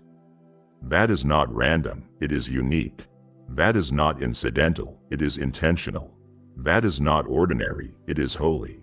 The details others dismissed, the timelines you questioned, the delays you resented, they were all junctions preparing you for this convergence. You made it here because my design was bigger than your doubt. This is your divine denominator, the sum of all you have weathered aligning with the sum of what I have destined in you. This moment is the intersection where your listening becomes launching, your weeping becomes worship, your pain becomes purpose. Recognize it, believe it, breathe into it. This is not coincidence, this is covenant. Not happenstance, this is heaven's choreography. And I wrote it long before you asked for it. So lift your eyes and lean into it, because what is next will not make sense to your logic. It will speak straight to your spirit. And at that point, you will stand and say, now I see what he was weaving all along. Not by accident, but by divine design. My precious one, you have held on through fire, through silence, through storms that sought to steal your voice and shake your faith. You have endured when it felt easier to exit. You have waited when it felt wiser to walk away. And still you wonder, is this the end? But listen to me now, not as a distant author, but as your living God. I am not finished. I am not even close to done. What I am about to do next will not just surprise you, it will astonish you. The chapter you thought was your conclusion is actually the gateway into your crowning. There is a realm of release just ahead that I have withheld not out of cruelty but out of carefulness. What I prepared would have crushed you before. But now, after the fire, after the pruning, after the surrender, you are ready. You are not just ready to receive it, you are ready to reveal it. What I am about to bring forth in your life is not a rerun of anyone else's testimony. It is a divine original. I will make your life a prophecy fulfilled. You will live in rooms you never dared dream of. You will walk in peace that doesn't match your surroundings. And you will see fruit in fields you once called barren. But here is what I need from you now. Stay close. Stay near. Stay yielded. Because this next movement will require intimacy, not industry. It will be birthed through obedience, not opportunity. You don't need to chase what is already chasing you. You don't need to force what is already forming. I am the one who is bringing it at a pace and scale that only I could design. And when it comes, it will carry the signature of heaven so clearly, no one, not even you, will be able to say it came by human strength. It will be my doing, and it will be marvelous in your eyes. So hold on, my child, not with clenched fists, but with open hands. Not in fear, but in full anticipation. Because I am not just going to do what you prayed for, I am going to do what you never dared pray for. You saw my grace in the waiting, now you will see my glory in the revealing. What I am about to do next will redefine what you thought was possible. This is not the end of the sentence, it is the unrolling of the scroll. You are not closing a book, you are stepping into a blueprint. And I, your God, am not finished. I am just getting started. You have made it to the end, but this isn't over. I said I am not finished. And now I say you are part of what I do next. If this message marked your spirit, then help me multiply it. When you give, whether it is through a super thanks, joining as a member, or using the PayPal link, you are releasing my word into hearts I am already pursuing. You are fueling the fire, extending the reach, and becoming the answer to someone else's desperate cry of, God, speak to me right now. This is your divine appointment to sow, not out of pressure, but from passion. As I promised in my word, give and it will be given to you, pressed down, shaken together, and running over. Quickly, pour out, and I will pour back more than you imagine. Beloved, if your spirit has felt this word stirring, if you know deep within that I needed to talk to you and it had to be right now, then don't let this moment pass in silence. Declare it boldly, God, I hear you. I am listening. I am ready. Write it in the comments. Not for me. I already know your heart, but as a faith mark in the soil of this moment, a public yes to the private pull I placed in you. Your response becomes the first step of alignment, the echo of surrender, the spark of something supernatural. Speak it, release it, stamp it, and watch me move in ways your logic cannot contain. Because now that I have spoken, everything begins to shift. And now, stop, just for this moment. I need you to stop everything. Cease your striving. Let your hands fall from the keyboard. Put down your phone and silence the endless list of tasks shouting for your attention inside your head. I know the pace you have been keeping. I see the frantic energy you pour into your world, the constant running from one thing to the next, hoping that if you just move fast enough, the anxiety won't catch up to you. But it does, doesn't it? It is there when you wake up, a knot in your stomach before your feet even touch the floor. It is there in the middle of the night, whispering about everything that could go wrong tomorrow, next week, next year. You cannot hear me in that noise. My voice is not in the hurricane of your obligations or the earthquake of your fears.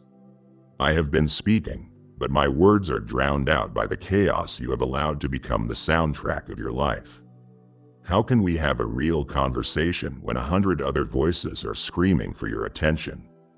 How can I give you peace when you are clinging so tightly to your worries? So I am asking you now, with all the love I have for you, be still. Breathe, Feel the tension in your shoulders and just for now, let it go. This moment right here is a holy sanctuary. I have set it apart for only us. Nothing else is invited here. Not the pressures from your job. Not the unspoken tensions in your family.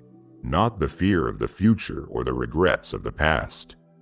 This is a quiet room I have built in the middle of your life.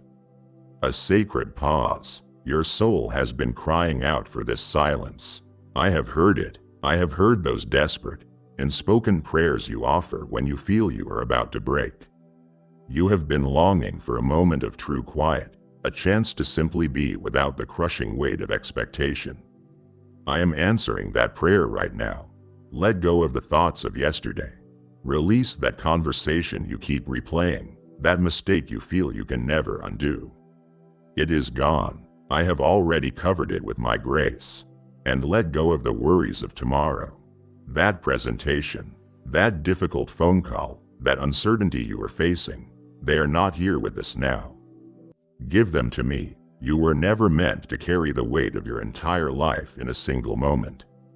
All I require from you is this one moment. Be present with me, your creator, right here, right now. Feel my presence wrapping around you like the warmth of the morning sun on your face.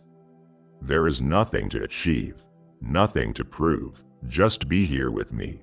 This is where the healing begins. This is where you find the strength you have been looking for. This is where you remember who I am and who you are in me. The stillness is not empty, it is full of my love, full of my peace, full of me. And I am all you have ever truly needed. Now that we have this quiet, let's talk about the rooms inside of you that you keep locked. You know the ones I mean, the ones where you store the secrets you believe you must guard at all costs. You think I do not see what happens behind those doors. But my love is not a polite guest that waits for an invitation. My light penetrates every shadow, every corner, every hidden place. I see the secret habit you return to when you feel lonely or stressed, the one that brings a wave of shame the moment it is over. I see the jealousy that twists inside you when you see someone else receive the blessing you prayed for.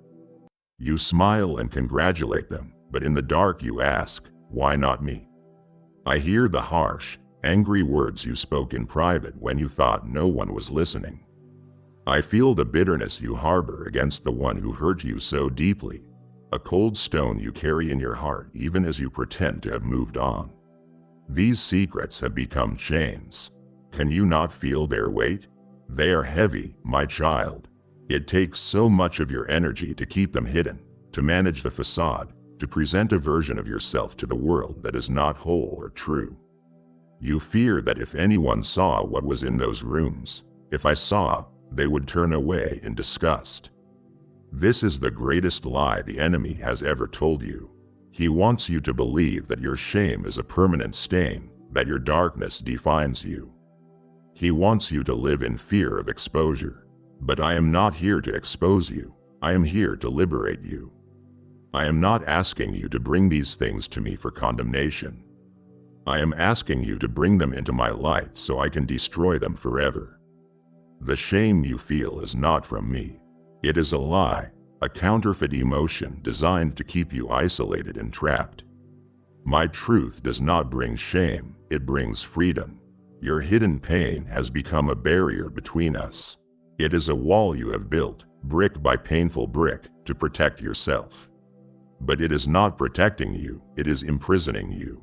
It keeps you from experiencing the full depth of my love and the intimacy I desire with you.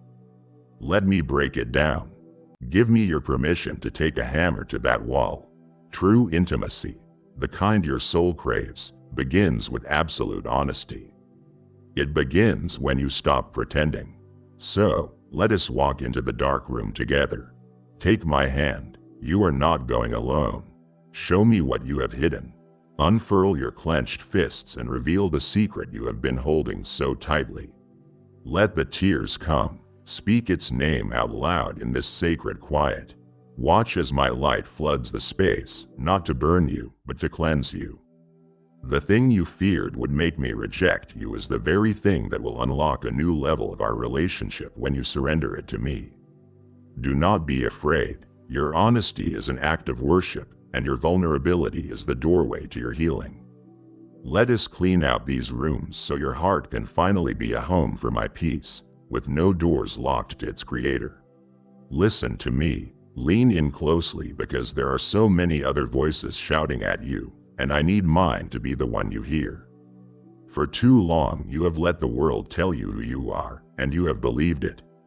When your business failed or you lost that job, you let the voice of failure become your identity. When that relationship ended, you allowed the label of unwanted or unlovable to stick to your soul. You look in the mirror and you see the sum of your mistakes, the total of your weaknesses. You hear the echoes of a parent's criticism, a teacher's doubt, a friend's betrayal, and you have woven them into the fabric of your being. You have been walking through life wearing a name tag that says, not good enough, disappointment, or broken. Today, right now, we are tearing those labels off. They are lies. They are not your name. I must redefine you, not with a new opinion, but with an eternal truth. You are not your failures. You are not your successes. You are not the approval of others. You are not the labels this world has so carelessly and cruelly placed upon you. Before any of those things had a chance to mark you, I marked you first. You are my handiwork. Do you understand what that means? You were handcrafted, meticulously designed in the secret place, fearfully and wonderfully made. There are no mistakes in you. Your personality, your quirks, your strengths, your laugh, all of it was my intentional design. Your true identity is found in one place and one place only. Your status as my beloved child. That is your name. That is your reality. When I look at you, I do not see the sin you confessed a moment ago. I see the righteousness of my Son, which I have given to you as a permanent gift. So, let me tell you the names I call you. I call you redeemed. I have purchased you from the darkness at an infinite price. You are not cheap. You are not worthless. You are priceless. I call you chosen. You are not an afterthought or a backup plan. Before the foundations of the world were laid, I chose you. I wanted you in my family. I call you holy and blameless in my sight, not because of what you have done, but because of what my Son has done for you. The stain you thought was permanent has been washed away completely. So why do you keep listening to other voices? Why do you allow the whispers of the enemy or the shouts of the world to define you? Their definitions are written on sand, shifting with every tide of circumstance. My definition of you is carved into the rock of eternity. It does not change, so stop listening to them. When the voice of failure comes, I want you to answer it with, no, I am chosen by God. When the feeling of shame tries to settle on you, I want you to declare, I am redeemed and holy in His sight. Let my voice be the only one that defines you. This is not just positive thinking, my child. This is aligning your mind with the ultimate reality. This is living from a place of unshakable truth. This is who you are. Start living like it. We need to address the exhaustion you feel. It runs bone deep, doesn't it? It is not just a physical tiredness. It is a weariness of the soul, a spiritual fatigue that sleep cannot fix. Let me tell you where it comes from. It comes from the impossible task you have set for yourself. You are trying to serve two masters. You are trying to walk in two directions at once. You give a portion of your heart to me, but you keep another portion clutched tightly in your hand, offering it to the world. You praise me on Sunday, but on Monday, your heart is consumed by the frantic pursuit of money, believing it is your ultimate security. You speak of trusting me, but you spend hours scrolling on your phone, desperate for the validation and approval of strangers. You say I am your joy, but you run to entertainment, to substances, to fleeting relationships to numb your pain and fill your emptiness. This division is tearing you apart. It is exhausting your soul and it is rendering you powerless. A divided heart is a conflicted heart, and a conflicted heart is never at peace. It is a constant churning state of anxiety. You feel this tug of war inside you every day. One moment you feel a surge of faith, the next you are gripped by worldly fear. One moment you desire holiness, the next you are compromising to fit in. You cannot live this way. It is a spiritual impossibility. You cannot have one foot in my kingdom of light and the other in the kingdom of darkness. You will only be stretched and broken. I desire all of you, not because I am a tyrant who needs to control you, but because I am a father who knows what will heal you. I want your whole heart. I want all your trust, all your affection, all your hope, all your dreams. I don't want just the parts you are willing to give after you have given your best to everything else. I want the first fruits of your time, your energy, and your attention. The idols you cherish, the things you give the other part of your heart to, they're made of dust. The security of your bank account can vanish tomorrow. The approval of people is as fickle as the wind. The comfort of your habits leaves you emptier than before. They are broken systems. They cannot hold the living water your soul truly thirsts for. I am the everlasting God. I am the fountain of living waters. So the choice is before you, and it is a choice you must make every single day, every single moment. Choose this day whom you will serve. Will you continue this exhausting, powerless existence, torn between two kingdoms? Or will you surrender your whole and undivided heart to me? Lay down your idols at my feet. Let go of your grip on the things you have looked to for life. I am not asking you to be perfect. I am asking you to be wholly mine. When you give me your entire heart, you do not lose anything of value. Instead, you find everything you have been searching for. You find peace. You find power. You find purpose. You find me. Stop dividing your loyalty. Surrender it all. I am worthy of it, and you will finally find the rest your soul has been aching for. Do you ever feel like you are just drifting? Like your life is a series of random events, accidents, and reactions? Do you lie awake wondering what it is all for? This struggle, this work, this life. You feel like a ship without a rudder, pushed and pulled by the currents of circumstance. This feeling of aimlessness is a heavy burden, and I want to lift it from you right now. You are not an accident. Your birth was not a coincidence. Your life is a deliberate, intentional act of my will. Before a single one of your days came to be, they were all written in my book. Before you were even a thought in your mother's womb, I knew you. I formed you, and I set you apart for a unique calling that only you can fulfill. You have been looking for your purpose in all the wrong places. You have been chasing fleeting ambitions, thinking they would satisfy the deep ache in your soul. You have pursued a better job title, a larger home, more money in the bank, the applause of others. You have believed the lie that your significance is tied to your achievements or your status. While these things are not inherently evil, they are not your purpose. You were made for something far greater, something eternal. You were made to know me. You were made to walk with me. And you were made to reflect my love to a broken world. That is your high calling. That is the anchor for your soul. Those things you are chasing, they are temporary, and I want you to know right now that they will never, ever satisfy the eternal longing I have placed deep inside your chest. Your purpose, the very reason your heart beats, is not found in wealth or fame or comfort or ease. It is found right here, in this moment, in knowing me, your creator, and in making me known to a world that is just as lost and broken as you once were. This is your great and glorious calling. This is the specific reason I breathed life into your lungs. Every other part of your existence is meant to be a platform for this one central purpose. I want you to really think about the gifts I have given you. And I am not just speaking of the grand, obvious talents that get applause. I am talking about the unique way you are wired. The compassion you feel when you see others hurting. The way you can listen and make someone feel truly heard and understood. That is a tool for your mission.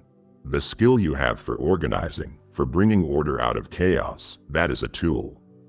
The strength you have, the resilience you have learned through your own pain and tears, that is one of your most powerful tools. I did not give you these things for your benefit alone.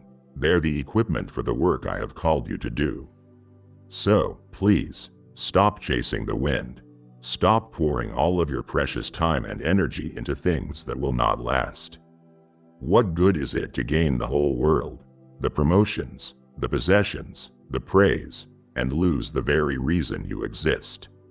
I am inviting you today to embrace your eternal significance.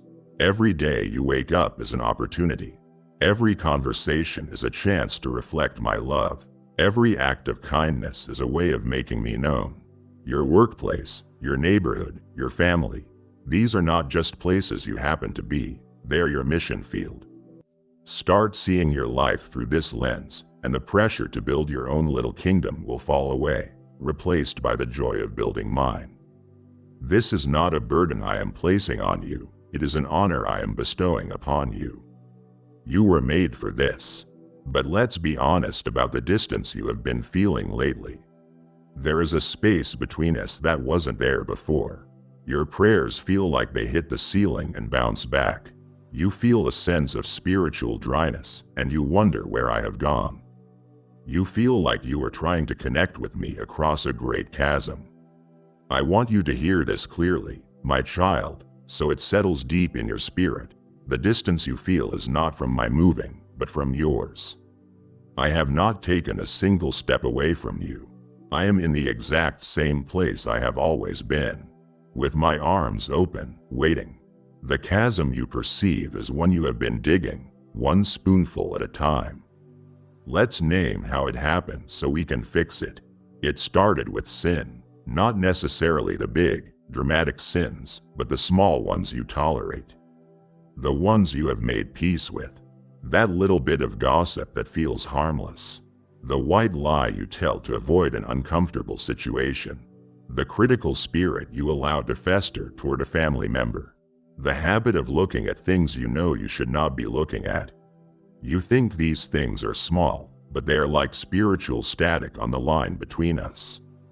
They grieve my spirit and create a barrier to the intimacy we once shared. They are small compromises that have slowly, almost imperceptibly, pushed you away. Your busyness has also become a chasm. It has become a form of worship, replacing communion with me.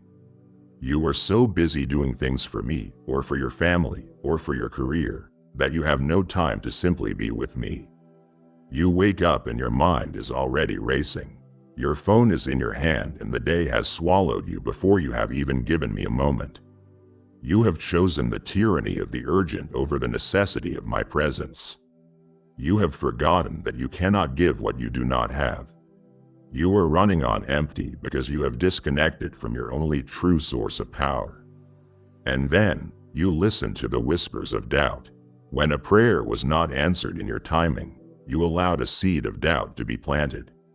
When circumstances did not go your way, you questioned my goodness. You have slowly stopped standing on the certainty of my promises and have started to stand on the shaky ground of your feelings and circumstances.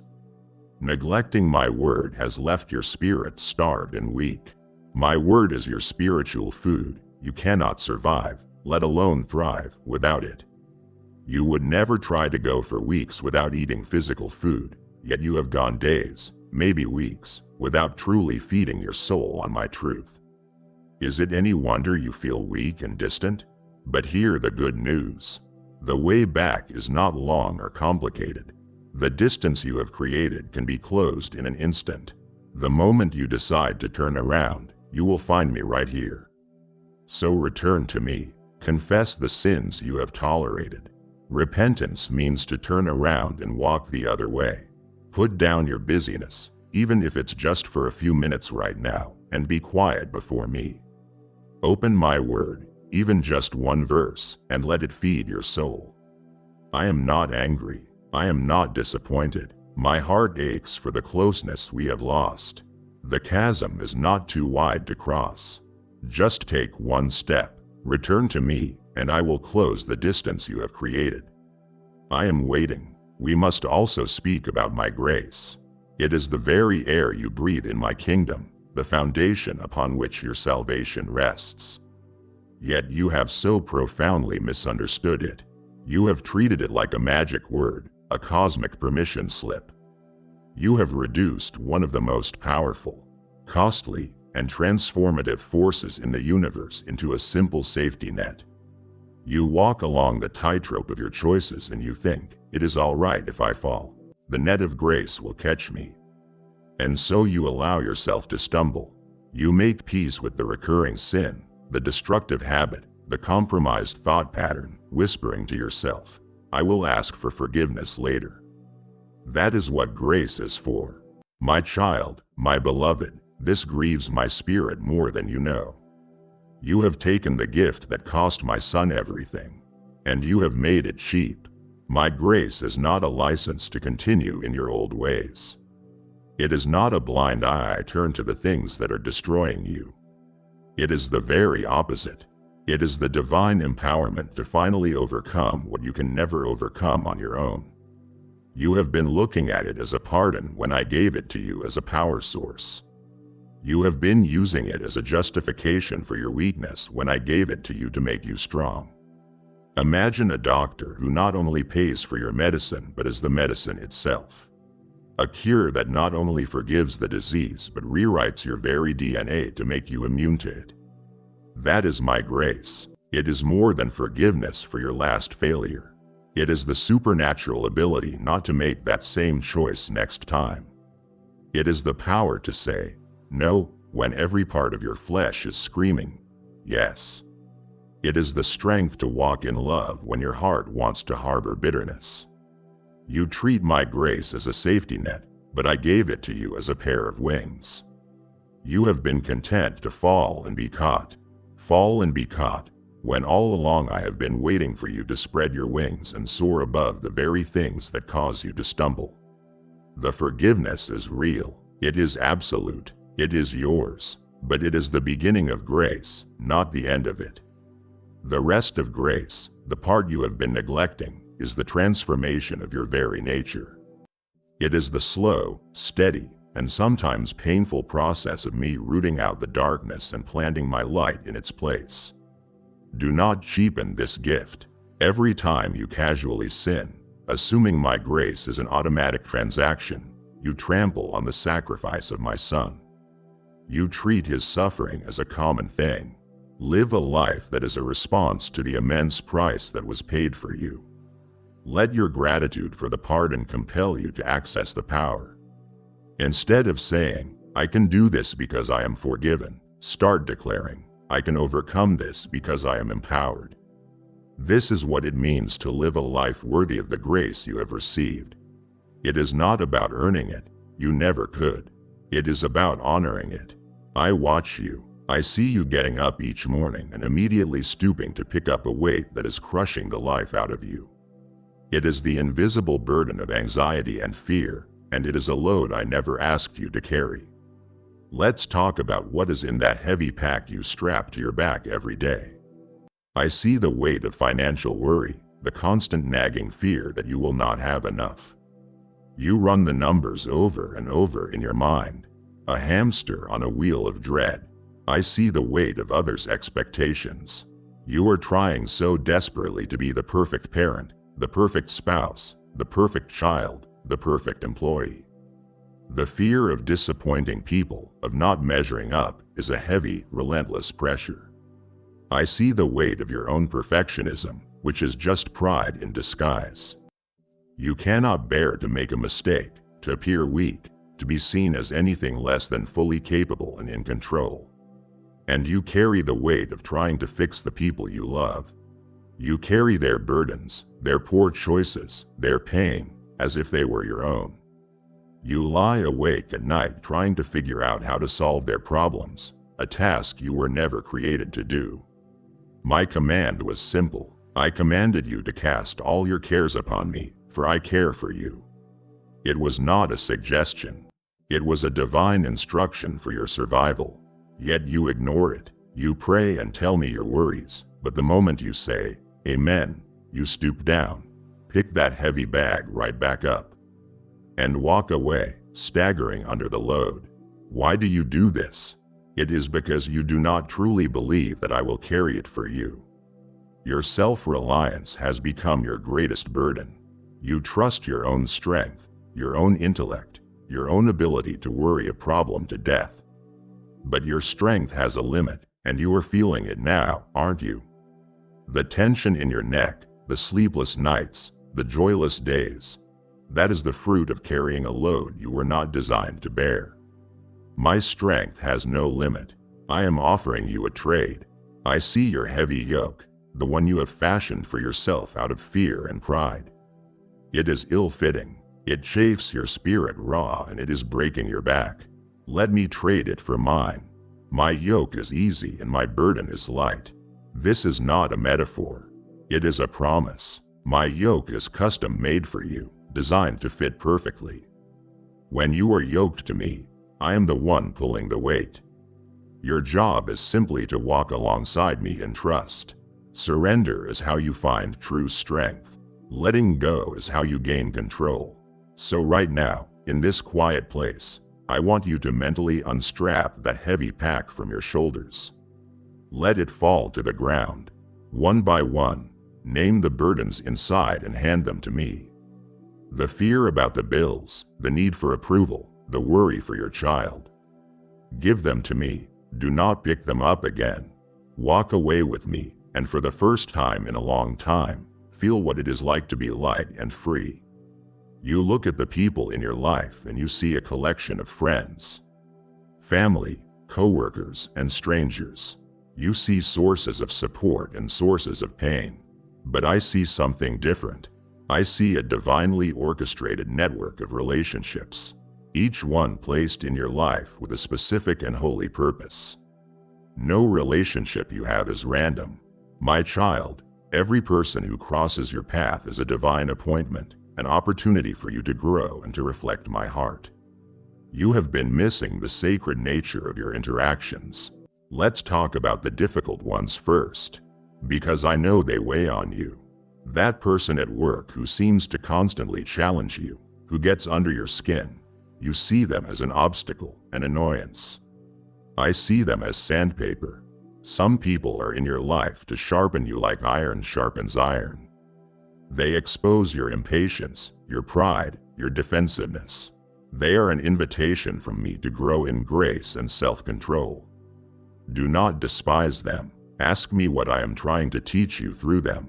Then there is the family member who wounded you, the one from whom you keep a careful distance. You see them as a source of pain to be managed. I see them as an opportunity for you to learn the supernatural art of forgiveness. They are there to teach you how to love as I have loved you, not based on merit, but based on a decision. They are your chance to break generational chains of bitterness. Then there are the people I have placed in your path for you to serve, the friend who is struggling, the neighbor who is lonely, the coworker who is lost. You often see them as an interruption to your busy schedule, another demand on your limited time. I see them as the very purpose of your day. They are there for you to love and serve, to be my hands and feet to them. In your simple act of listening, in a word of encouragement, in a practical gesture of help, you are reflecting my heart to a world that desperately needs to see it. Do not miss these holy moments. They are more important than the items on your to-do list. In every single interaction, you are my representative. When you speak, are your words seasoned with my grace? When you act, do your actions reflect my kindness? You take for granted the sacred community I am trying to build around you. You have been a consumer of relationships, taking what you need and discarding the rest. I am calling you to be a contributor, a builder, a healer. Ask me to give you my eyes to see the people in your life as I see them.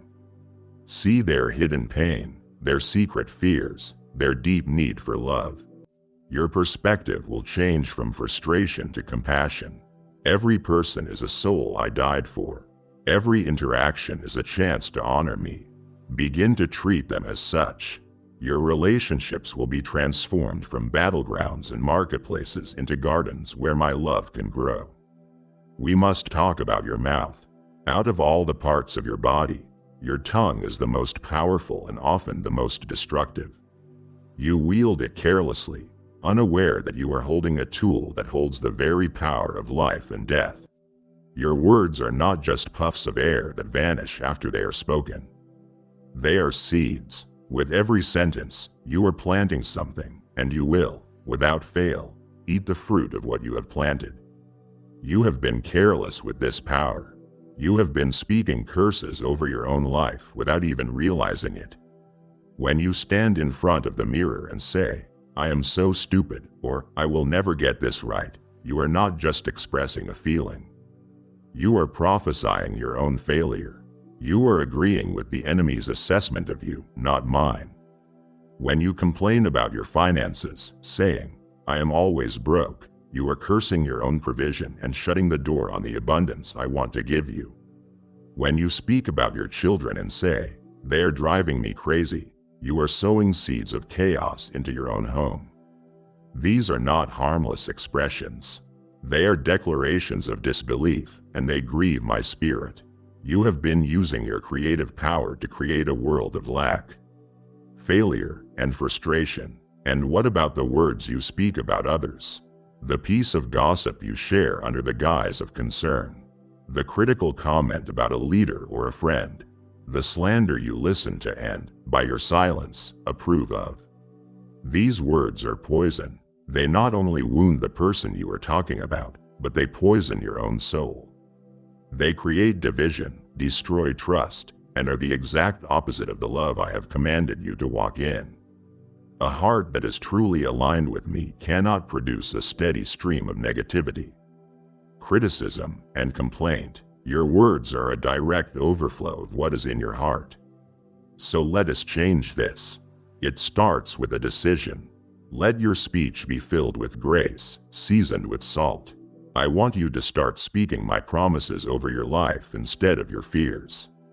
When you feel anxious about your future, I want you to open your mouth and declare, "God has plans to prosper me, to give me a hope and a future."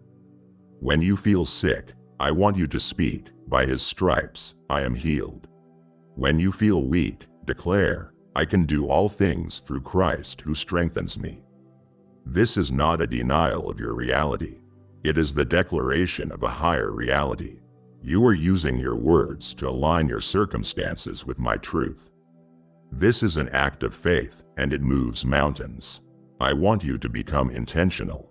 Before you speak, pause. Ask, "Is this true? Is it helpful? Is it encouraging? Is it necessary? Is it kind?" Let your words be ones that heal, that restore, that build up, that point people to me. A heart that is filled with my presence will naturally produce words of life. So fill your heart with me, with my word, with my goodness. Let me do a work on the inside, and you will see a miraculous transformation in the words that flow from the outside. Today, use your power for life. Do not pull away. I have laid your heart open, and my hands are in the middle of a delicate healing work. It would wound me deeply if you were to leave now in the middle of your own restoration, preferring the familiar sickness over the cure I am offering. Stay and let me finish what I have started in you. My child, I see your pain. I see the moments when the world feels too heavy, when loneliness is a physical ache, when disappointment leaves you feeling raw and empty. My heart breaks to see you in this state. And it breaks again when I watch where you run for comfort. In your pain, you run to counterfeit places. You run to things that promise relief but only offer a temporary numbness, leaving you emptier than before. You are trying to medicate a deep soul wound with a cheap worldly bandage. Let's be honest about your hiding places. When you feel the ache of loneliness or the sting of rejection, you open your phone and scroll for hours. You lose yourself in the curated lives of others, a distraction that promises connection but delivers only comparison and a deeper sense of being alone. When you are stressed from your day, you collapse on the couch and binge watch a series. Not for rest, but for escape, to numb your mind so you do not have to feel what is really going on in your heart. You use food as a comfort, turning to it to fill a void that is not in your stomach. You use shopping, the brief thrill of a new possession, to get a temporary high that fades before you even get home. You use work, busyness, and achievement to prove your worth and to avoid the silence where your pain resides. These things are broken cisterns. You are desperately thirsty, and you keep running to a well that you know is dry, hoping that this time, somehow, it will have water. But it never does. It cannot. These counterfeits can only distract you. They can never heal you. They can only numb you. They can never satisfy you. They are a dead-end world.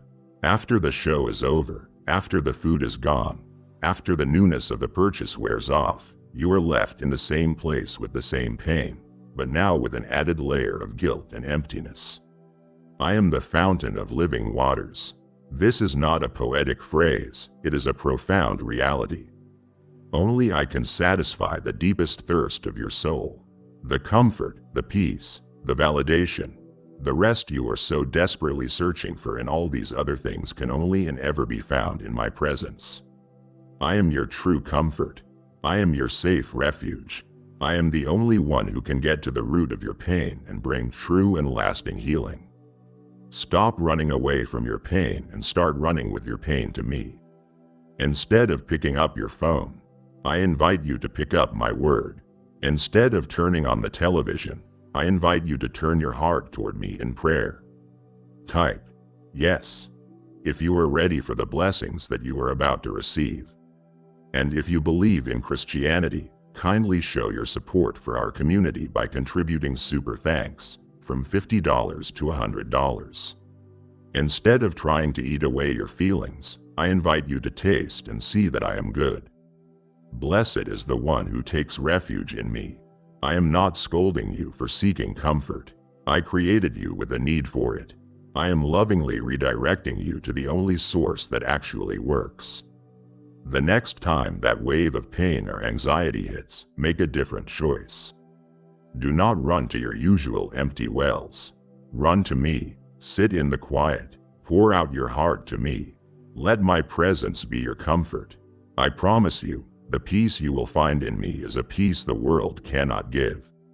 And it is the peace your soul has been longing for all along.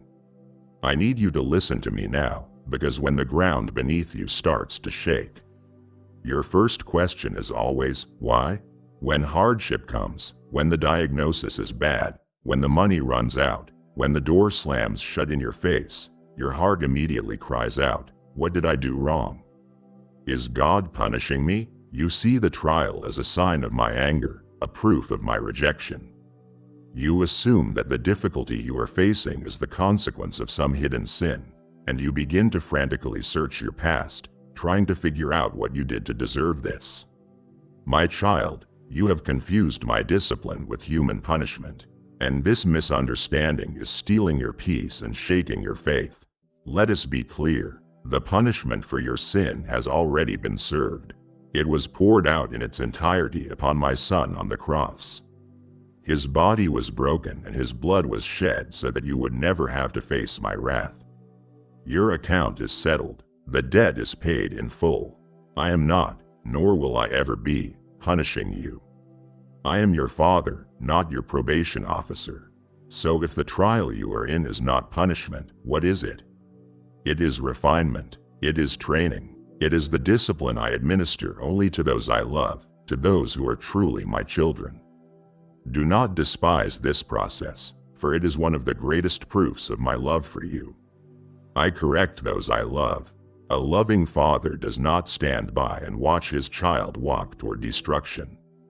He intervenes. He corrects. He guides. My correction is not a sign of my rejection.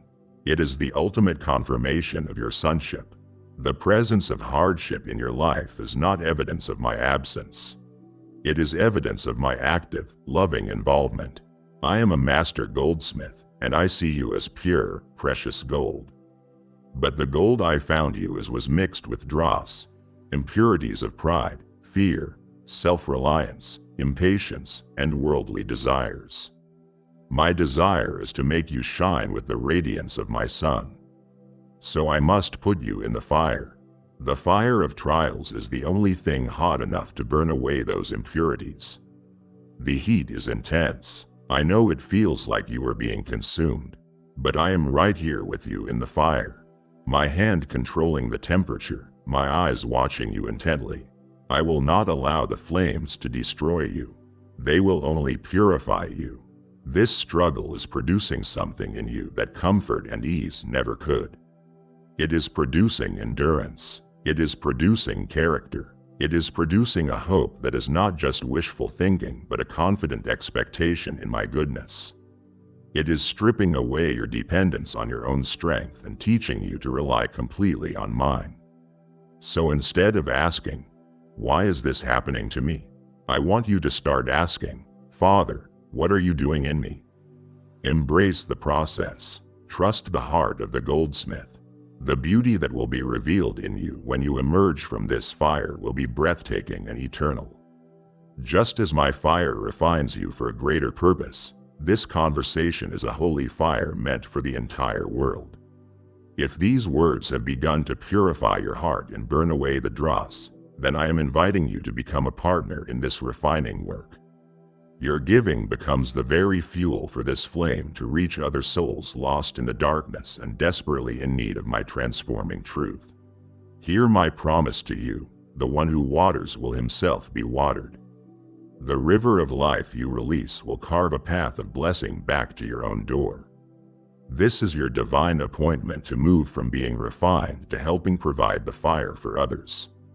Every seed you sow will return to you a harvest of my glory and protection over your own house. Now act on this moment. Give and become a conduit of my holy fire. We must talk about the prison you have been living in. It is a cold, dark place, and the cruelest part is that you are both the prisoner and the guard.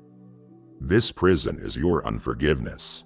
There is a person, perhaps more than one, who has wounded you deeply. The memory of what they did or said plays in your mind like a recording. The injustice of it, the pain of it, still has the power to steal your breath and fill your heart with a familiar, bitter ache. And so you have held them in a prison of your judgment. You have sentenced them in your heart and you visit their cell every day to remind them, and yourself, of their crime. You believe that by withholding your forgiveness, you are punishing them, making them pay. But look closely, my child, who is truly suffering. Your life continues, perhaps oblivious to your pain, while you are the one drinking the poison of bitterness every single day, hoping they will be the one to die from it. You come to me daily and you ask for my forgiveness for your own shortcomings, your own harsh words, your own selfish thoughts, and I pour it out on you freely and lavishly. Without hesitation, my forgiveness canceled a debt for you that was the size of the entire universe, a debt you could never repay in a million lifetimes. And then you rise from your knees, cleansed by my grace, and you refuse to forgive your brother or sister for a debt that, in comparison, is a mere handful of coins. Do you not see the disconnect? You cannot live as one who is forgiven while refusing to be one who forgives. It is a spiritual contradiction. Your unforgiveness has become a blockage in your own relationship with me. You cannot be free while you are determined to keep someone else in chains. I know what you are saying in your heart, but they don't deserve it. You are right, they probably do not, but they never apologized. That may be true, but you don't understand how much they hurt me. Oh, but I do. I was there. I felt the pain with you. But you are missing the point. Forgiveness has very little to do with the other person and everything to do with you. I am not asking you to forgive them for their sake. I am commanding you to forgive them for your sake. It is the key that will unlock your own prison door. Forgiveness is not a feeling. You will likely never feel like forgiving them. It is a choice. It is an act of your will done in obedience to me. It is looking at the person who hurt you, acknowledging the debt they owe you, and then choosing to cancel that debt, handing it over to me, the only righteous judge. It is releasing them from your judgment and releasing yourself from the torment of being their jailer. Your vertical relationship with me is directly and powerfully hindered by your broken horizontal relationships. You cannot be right with me if you are choosing to be wrong with them. So today, make the choice in your heart. Picture that person and say the words out loud, "In the name of Jesus, I choose to forgive." Hand me the key to that prison. Release them, and in doing so, you will finally set yourself free. You are so tired of the struggle. You feel like you are constantly fighting a bad habit, fighting a wave of depression, fighting fear, fighting the same old temptation that seems to ambush you when you are at your weakest. You look at your life and you think the fight is against your own weakness, your circumstances, or that difficult person who causes you so much grief. But you are aiming at the wrong target. You are fighting the wrong enemy. Your struggle is not against flesh and blood. The person who irritates you is not your real enemy. Your financial problems are not your real enemy. Your own recurring weakness is not your ultimate enemy. You are a soldier in a spiritual war, and you have been fighting in your own strength, completely unarmed and exposed against an enemy you cannot see, an enemy who hates you and is dedicated to your destruction. The adversary of your soul seeks to devour you. His primary weapons are lies, accusations, and fear. He is the one who whispers in your ear that you are not good enough, that you will never be free, that I am angry with you. He is the one who stirs up strife and division in your relationships. He is the one who dangles the bait of temptation before you, knowing your weaknesses. And you have been trying to fight these spiritual attacks with human solutions. You try to reason your way out of fear. You try to use your willpower to defeat a deeply ingrained sin. You try to have a logical argument with a person who is being used to bring conflict into your life. It is like trying to stop a tank with a water pistol. You are exhausted from the fight because you have been fighting a supernatural battle with natural weapons. It is time for you to understand that you are not a civilian. You are a soldier, and I have not sent you into this war unprepared. I have provided you with a full suit of divine armor, but it does you no good if you leave it in the closet. You must put it on every single day. The belt of truth. You must wrap my unchanging truth around you to counter the enemy's lies. The breastplate of righteousness. You must cover your heart with the righteousness my Son gave you, which protects you from accusation. The shoes of the gospel of peace. You must stand firm in the peace I have made for you. The shield of faith. You must raise it to extinguish all the flaming arrows of doubt and fear the enemy shoots at you. The helmet of salvation. You must protect your mind with the reality of your eternal security in me. And you must take up the sword of the Spirit, which is my word. This is your only offensive weapon. When the enemy attacks you with a lie, you must counterattack by speaking my truth out loud. Your prayers are not passive requests. They are powerful weapons. Prayer is how you engage the enemy with my authority. You have been given the name of Jesus, a name before which all darkness must flee. Start using the authority I have given you. And know this, the single most important truth of this entire war is that the victory has already been won. The decisive battle was fought and won at the cross. The enemy has been defeated. He has been disarmed. He has no real authority over you. The only power he has is the power you give him when you believe his lies. So stand firm. Put on your armor. Use your weapons. Fight from a position of victory, not for victory. The battle is real, but your king has already conquered. Look at your world, my child. It is in a constant state of flux. Cultures are shifting. What was right yesterday is called wrong today. Governments rise and fall. The economy is a roller coaster of ups and downs. The news cycle is a 24-hour storm of crisis and fear. Even your own life is a landscape of change. Your health changes, your relationships change, your job situation changes, and most of all, your feelings are fickle, a stormy sea of emotions, high one moment and crashing into despair the next. You have been trying to build your life, your sense of security, and your peace on these things. You are building your house on sinking sand, and you are terrified because you can feel the ground constantly shifting beneath your feet. The root of your anxiety is that you are desperately trying to find stability in a world where nothing is stable. You must anchor your hope in me. While everything in your world and in your heart is shifting and changing, I remain the same. I am the same yesterday, today, and forever. My character does not change. My love for you does not fluctuate based on your performance or your feelings. My promises are not dependent on your circumstances or the state of the world. They are yes and amen, forever settled in heaven. I am the solid, immovable rock in the midst of your raging sea.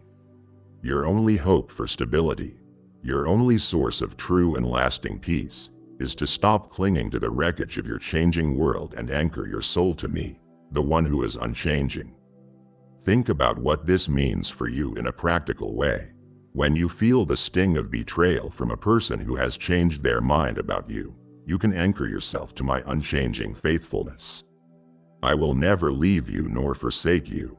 When you are overwhelmed by the chaos and injustice you see in the world, you can anchor yourself to my unchanging justice and sovereignty. I am still on the throne, and I am working all things according to my purposes. When your own feelings of fear and doubt threaten to pull you under, you can anchor yourself to my unchanging power. I am the same God who parted the Red Sea, who calmed the storm with a word, who conquered death itself. The power that did all of that is the same power that is available to you today. Your stability does not come from your circumstances becoming stable. It comes from holding on to the one who is eternally stable. The world will always be a stormy place. The winds will howl and the waves will crash. I have not promised you a life free from storms, but I have promised to be your anchor in the midst of them. When your hope is firmly fixed in me, the storm can rage around you, but it cannot move you. You will have a peace that does not make sense to the world, a steadiness that defies your circumstances. So let go of your grip on the sinking sand. Stop trying to find your security in your job, your relationships, your health, or your bank account. They will fail you. They will change. Let my unchanging character be the foundation upon which you build your life. Then, when the storms come, and they will, your house will stand firm because it is built upon the rock. Listen, I am trying to show you the unseen battle that rages for your very soul. It would break my heart for you to hear of the war and then walk away from the one who offers you armor and a guaranteed victory. Do not step back onto the battlefield unprotected. Stay and let me equip you. When you hear the word worship, what comes to your mind? For most of your life, it has meant a specific time in a specific place. It has meant Sunday mornings in a church building, singing songs. You sing the words, you raise your hands, you feel an emotional connection, and you walk away feeling that you have fulfilled your duty of worship for the week. You have compartmentalized it. You have your worship life, and then you have your real life, your work, your family, your finances, your hobbies. My child, you have reduced the most all-encompassing reality of your existence into a weekend activity. This is not what I desire. Worship is so much more than the songs you sing. True worship is the complete and continuous surrender of your entire life as a living sacrifice. It is waking up in the morning and saying, Father, this day is yours. My time, my energy, my thoughts, my words, my actions, all of it is an offering to you. It is crawling out of bed when you are tired to meet with me. Not out of duty, but out of desire. That is worship. It is how you do your work. When you perform your job with excellence, with integrity, and with a good attitude, as if you were working directly for me, You are offering a powerful act of worship. When you are patient and loving with your family, when you choose kindness over irritation, when you serve their needs before your own, your home becomes a sanctuary of worship. Worship is obedience when you do not understand. It is trusting me enough to take the step I am asking you to take, even when it does not make sense to you. That act of obedient trust is a more beautiful song to my ears than any melody you could sing. Worship is gratitude in the midst of the storm. When everything is going wrong, when your heart is breaking and you still choose to lift your eyes and thank me for my faithfulness, that is the purest and most costly form of worship. It is a sacrifice of praise that powerfully declares your trust in my sovereignty over your pain. I do not desire your rituals. I desire your heart. I am not impressed by the quality of your voice. I am moved by the posture of your soul. Your entire existence is meant to be an act of worship. The way you manage your money, the way you treat the cashier at the grocery store, the way you spend your free time, the things you allow your eyes to see and your ears to hear, it is all worship. You are either worshiping me or you are worshiping the idols of self, comfort, and the world. There is no middle ground. Every choice is an act of allegiance. So I am calling you to tear down the wall between your sacred and secular life. Let your Monday be as much an act of worship as your Sunday. Let your entire life become a song of praise to me, not just in its words, but in its actions, its attitudes, and its affections. This is the worship I am seeking. You are so frustrated with me, aren't you? Let us be honest about it. You feel that I am slow. You feel that I have not heard you. You have been praying for that breakthrough, for that healing, for that relationship to be restored, for that provision to come through, and your prayers are met with what feels like a deafening silence. You look around and see others receiving the very things you have been pleading for. And a bitter question forms in your heart: when, God? When is it my turn? You see your life on a timeline, a clock that is ticking, and you feel that time is running out. Your frustration, your anxiety, your despair, it all stems from this one thing. You are looking at your life with a stopwatch. While I am weaving it into an eternal tapestry, you see a single tangled thread right in front of your face. It is a knot of confusion and a color of pain, and you cannot understand why I would allow such a flawed thread in your life. But I see the entire magnificent tapestry. I see how that very thread of suffering is creating a depth and a strength in the pattern that would be impossible without it. I see how it connects to a thread of joy that is coming just a little further down the line. I see the whole glorious design, a masterpiece that will take your breath away when you finally see it from my perspective. I am not slow in keeping my promise as you understand slowness. I am patient. I am purposeful. 1,000 years are like a single day to me. My timing is not just a matter of scheduling. It is an act of perfect, loving wisdom. What you perceive as my delay is actually my protection. What you see as my inaction is my preparation. In the waiting, I am at work. Perhaps I am working on your character, building a patience and a humility in you that will be necessary for you to handle the blessing when it comes. A premature blessing can be a curse, and I love you too much to give you something that will destroy you. Perhaps I am working on the hearts of other people involved, aligning circumstances you know nothing about. Perhaps in the waiting I am drawing you closer to me, teaching you that my presence is a greater gift than my presence. That intimacy with me is the true answer to your prayer, not the thing you are asking for. The waiting room is where I do some of my deepest work, if you will allow me. Do not waste your waiting. Do not spend it in a frenzy of anxiety and complaint. That is a sign that you trust your own understanding more than my sovereign plan. Instead, let the waiting produce a deeper trust. Let it push you to lean on me in a way you never would have if the answer had come instantly. Do not grow weary in doing good. My child, do not give up when you do not see immediate results. For at the proper time, at the exact, perfect, and gloriously right moment, you will reap a harvest if you do not give up. Trust my eternal perspective. I see it all. I am in control, and I promise you, it will be worth the wait. We must talk about the invisible cage you have been living in. The bars are made of what other people think. The lock on the door is your desperate need for approval. This fear of man has paralyzed you. It dictates your choices, silences your voice, and keeps you from walking in the fullness of the calling I have on your life. Let's name it for what it is. You did not speak up in that meeting because you were afraid of looking foolish.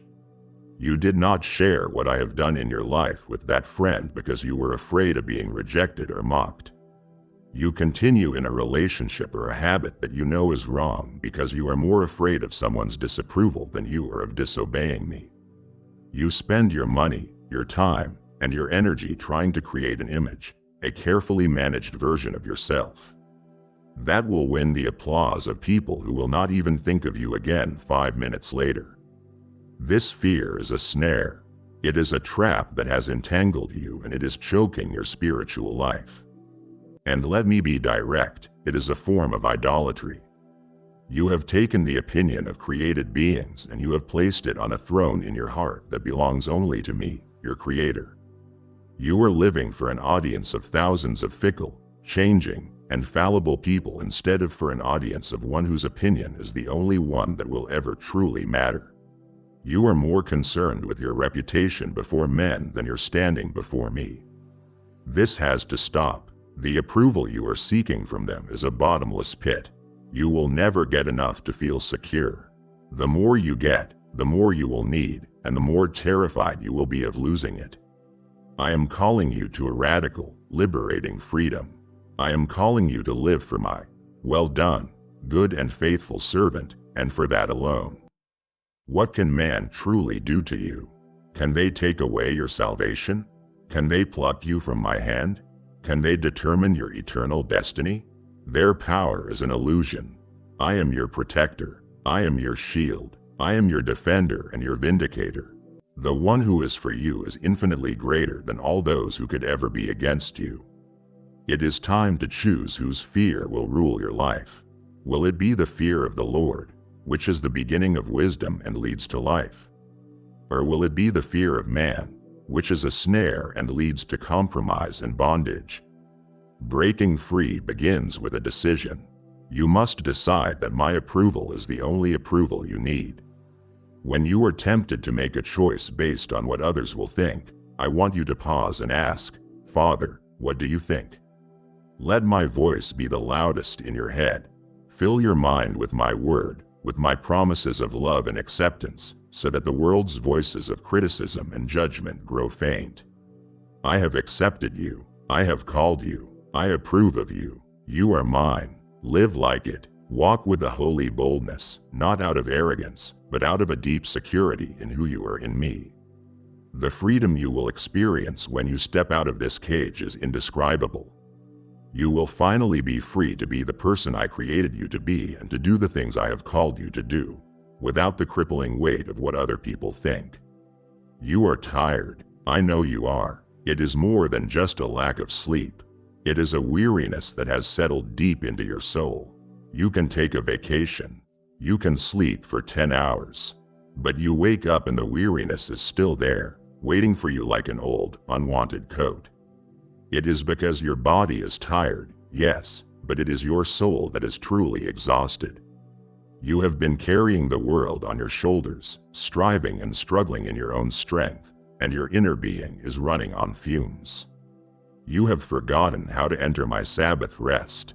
And no, I am not talking about simply taking a day off work. The rest I offer is so much deeper, so much more restorative than that. The rest I offer is not an activity. It is a confident trust in my sovereignty. It is a state of your heart, not a state of your schedule.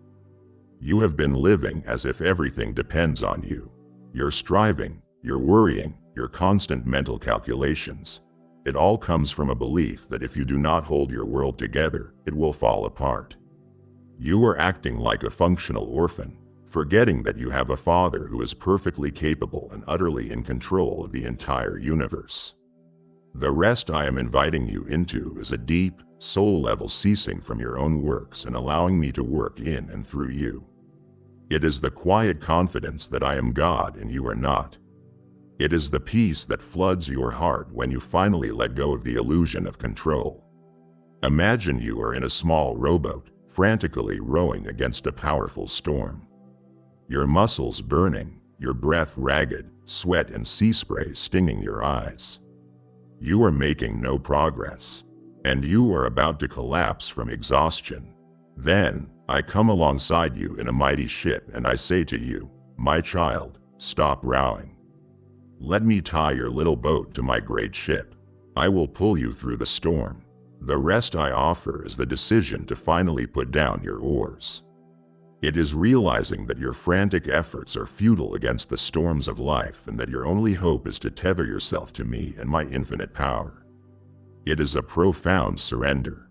So hear my invitation to you today, the same one I have been extending for 2,000 years. Come to me, all you who are weary and burdened, and I will give you rest. I will give you this soul-level rest as a gift. You cannot earn it or achieve it through more striving. You can only receive it by coming to me. How do you come? You come by admitting your exhaustion. You come by confessing your self-reliance.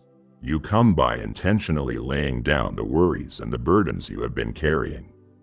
You come by choosing to trust that I am working even when you cannot see it. This is a rest that transcends your circumstances. You can be in the middle of the fiercest battle of your life and still have a heart that is at rest in me because you know the outcome is in my hands. Your soul is weary, my child. Stop rowing. Put down the oars. Let me tie your boat to mine. Enter my rest and let me carry you. We need to talk about my word. The book that you own, the one that perhaps sits on your nightstand or your shelf. It is one of the greatest gifts I have ever given to humanity, a direct line of communication from my heart to yours. Type yes if you are ready for the blessings that you are about to receive. And if you believe in Christianity, kindly show your support for our community by contributing super thanks. From $50 to $100. And you have been misusing it. You have treated my word, which is living and active, like a dusty relic. You have approached my very breath, written down for your life, your healing, and your transformation, with a sense of religious duty that is devoid of relationship. You have turned a love letter into a rule book. You have come to my word looking for regulations, a checklist of do's and don'ts to measure your spiritual performance. You read a chapter. You check it off your list, and you feel you have done your spiritual duty for the day, but your heart remains untouched and unchanged. Or you have used it as a weapon. You find a verse that supports your argument or condemns someone else's behavior, and you wield it to prove you are right, to judge others, and to build up your own sense of righteousness. You have turned my word, which is meant to be a healing balm, into a sharp stone to throw at others. This is a grievous misuse of my sacred speech. Other times, you have treated it as a book of magic spells. You are in a crisis, so you flip it open to a random page, hoping your finger will land on a verse that will instantly solve your problem, ignoring the context, the story, and the deep relationship I am trying to build with you through its pages. My word is not a collection of inspirational quotes to be taken out of context. It is a grand, unfolding story of my redemption and my love for you, and I invite you to immerse yourself in it. You have also fallen into the habit of picking and choosing. You read the verses about my love, my blessing, and my promises, and you highlight them. But you skim over the verses that challenge you, the ones that call for sacrifice, the ones that confront your sin, the ones that demand obedience. You cannot grow into maturity by only eating the sweet parts of a meal and ignoring the nourishing vegetables. You need the whole counsel of my word. I want to transform your relationship with my word. I want you to stop seeing it as a rule book and start seeing it as a love letter written from my heart to yours. I want you to stop seeing it as a weapon and start seeing it as a mirror. Its primary purpose is to show you your own heart, to reveal the places of pride, fear, and sin. Not so you can feel condemned, but so you can bring those things to me to be healed. It is meant to show you who I am in all of my glory, my holiness, and my tender mercy. Let it dwell in you richly. Do not just read it. Meditate on it. Chew on it throughout your day. Let it move from your head to your heart. Allow it to become the lens through which you see your entire life. It is living and active, sharper than any two-edged sword. Let it do its divine surgery on you, cutting away the cancerous thoughts and fears and lies. Let it transform you from the inside out. Come to my word with a hungry heart, and I promise you, it will be filled. My child, you are so weary. I have offered you my rest and the very bread of life. To turn away now is to tell me that the world's exhaustion is better than my peace. This rejection of my comfort pierces my heart. Please, stay and be filled. My child, let us talk about what I hear from you most often. I hear your requests. I hear your questions. I hear your cries of pain. And I welcome all of it. But there is a sound I hear from you far too often, a sound that grieves my spirit and neutralizes your faith, the sound of grumbling and complaining. You have developed a habit of focusing so intensely on what you lack, on what is wrong, on what is not happening, that you have become blind to the ocean of my blessings that surrounds you every single moment. Your grumbling has become an anthem of disbelief. Every complaint is a declaration that you do not trust my goodness, that you do not believe I am in control, that you think you know better than I do what your life should look like. This is not a small thing. Your complaining spirit is a spiritual sickness. It creates a toxic atmosphere in your heart and in your home. It robs you of joy. It pushes people away. And it gives the enemy a wide open door to flood your mind with despair and discontent. I want to give you a powerful weapon, a strategy that will completely transform your spiritual life and protect you from these attacks. It is the weapon of a thankful heart. A heart of gratitude is a fortress that the enemy cannot penetrate. When your heart is filled with genuine thankfulness, his weapons of discouragement, self-pity, and discontent find no place to land. They simply bounce off the walls of your praise. I have commanded you to, in all circumstances, give thanks, for this is my will for you. Notice I did not say you must give thanks for all circumstances. You do not have to be thankful for the sickness, for the betrayal, or for the financial hardship. That would be dishonest. But I have commanded you to give thanks in the midst of those circumstances. In the middle of the pain, you can still be thankful for my presence with you. In the middle of your lack, you can still be thankful for my promise to provide. In the middle of the uncertainty, you can still be thankful that I hold your future in my hands. Giving thanks is not a denial of your pain. It is a declaration of my power over your pain. It is an act of faith that shifts your entire perspective. It takes your eyes off the size of your storm and places them back on the size of your God. I want you to begin a new practice starting today. I want you to start consciously and intentionally counting your blessings. When you wake up, before your feet hit the floor, before you think about your problems, I want you to name 5 things you are thankful for. The breath in your lungs, the roof over your head, the people I have placed in your life, my forgiveness, my promises. And throughout the day, when the temptation to complain arises, I want you to silence it with an offering of thanks. When you are stuck in traffic, thank me for the vehicle you are driving. When you are frustrated with your family, thank me that you have a family to love. Actively look for my goodness.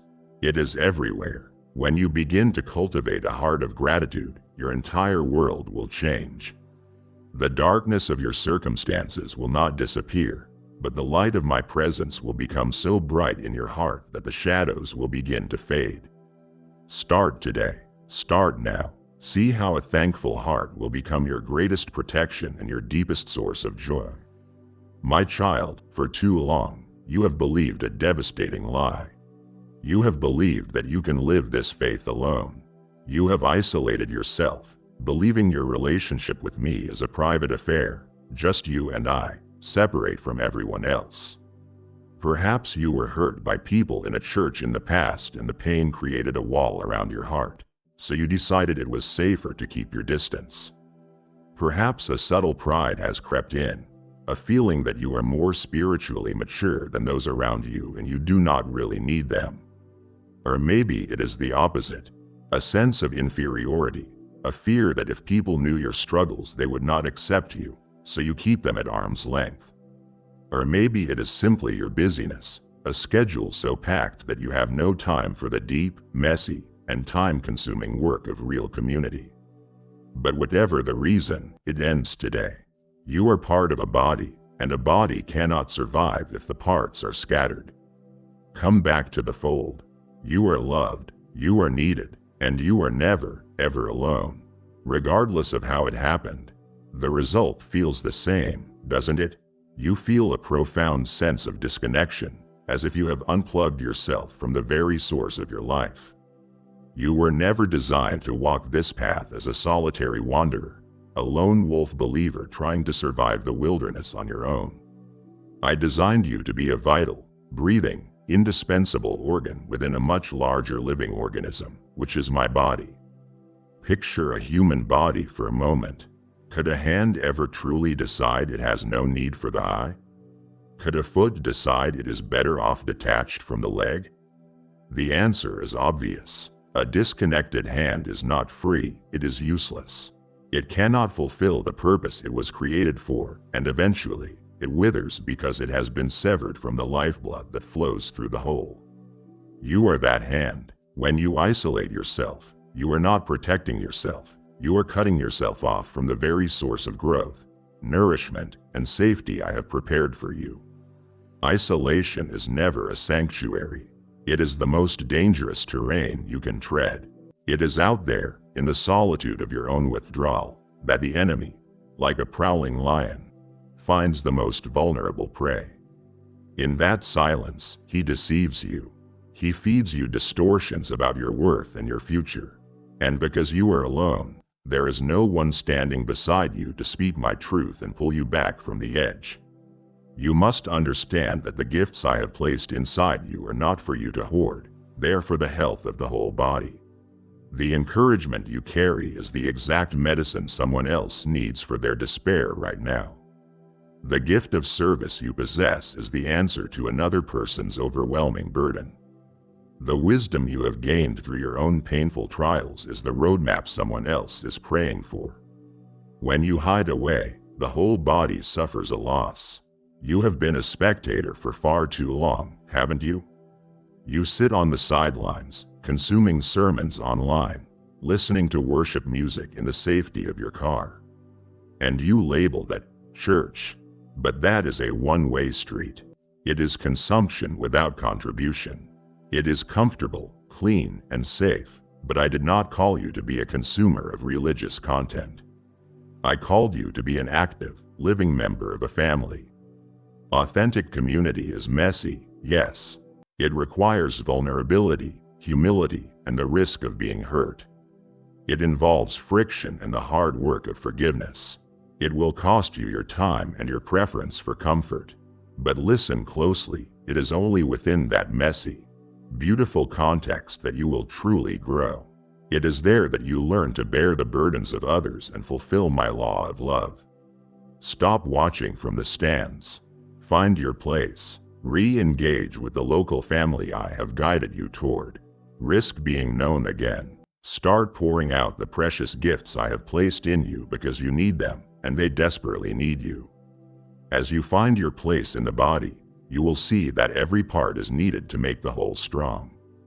If this message has been the lifeblood for your own weary heart today, then I am calling you to help send that lifeblood to the furthest members of the body who are starving to hear my voice.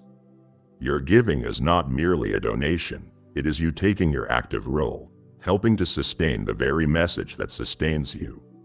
I declare to you now, as I spoke through my prophet Malachi, Test me in this and see if I will not throw open the floodgates of heaven and pour out a blessing so great you won't have room enough to store it. Your obedience empowers my mission and unleashes provision over your own life. So become a channel for my voice right now. Give through the Super Thanks membership using the link provided and strengthen my body on earth. I know the reason you are so anxious. I know why your mind is a constant, churning storm of what-ifs. It is because you are clinging with a white-knuckled grip to an illusion. It is the illusion of control. You live your life as if you are the sovereign ruler of your own universe. You make your 5-year plans, you map out every detail, and you try to manage the emotions and choices of everyone around you. It is all a desperate attempt to create a world that is predictable, safe, and free from pain. But this frantic desire for control is the very root of the anxiety that is choking the life out of you. You were never meant to wield that much power. The burden of being your own God is a weight far too heavy for your shoulders, and it is crushing you. I see you doing it every single day.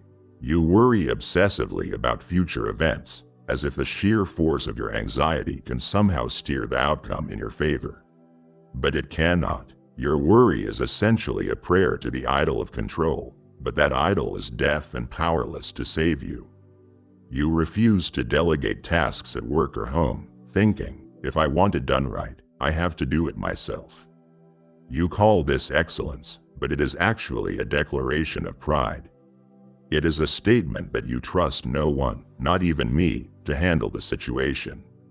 You try to manipulate circumstances, subtly guiding conversations to get the result that makes you feel safe. This is not wisdom, it is a lack of faith. You are acting like a passenger in a car who is constantly grabbing the steering wheel from the driver. You aren't making the journey safer, you are causing the car to swerve, and you are exhausting yourself. I am the driver, I am the one with the map.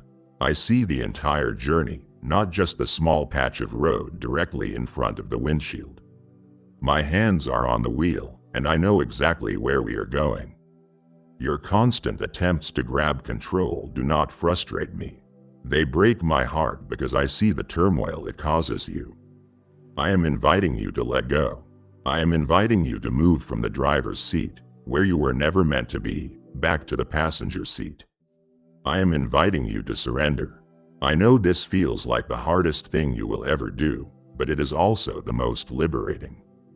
True peace is found not in holding on tighter, but in letting go completely. It is found in the profound, moment-by-moment acknowledgement that I am God and you are not. Surrender your plans to me, your timelines, your expectations, your dreams. Open your hands and release them. Trust that my plans for you are better than your own, even if they look different than you imagined. Surrender your future to me. The fears that plague you in the middle of the night, place them in my hands. Trust that I am already standing in your tomorrow, and I am good. Surrender the people you love to me. You cannot change their hearts or control their choices, so release them from the grip of your worry and entrust them to my loving care. The moment you truly let go, a peace you have not known will flood your soul. The anxiety will break. The storm will cease because you will have finally stopped trying to do my job. Release your grip. I have you, and I will not let you go. You have taken the word, love, the most powerful, defining, and sacred word in existence, and reduced it to a fleeting feeling. In your world, love is a spontaneous emotion, a romantic notion, a warm sentiment that comes and goes like the weather. You believe you are loving when you feel affection, or when you are being loved in return. But when the feeling fades, when the person becomes difficult, or when love requires sacrifice, you feel you have the right to withdraw. My child, you have fundamentally misunderstood what I mean when I say love. The love I command is not a suggestion based on your mood, it is the cornerstone of your existence. It is an action, a choice, a selfless commitment. The ultimate measure of this love is not how you treat your friends or the people who are easy to love.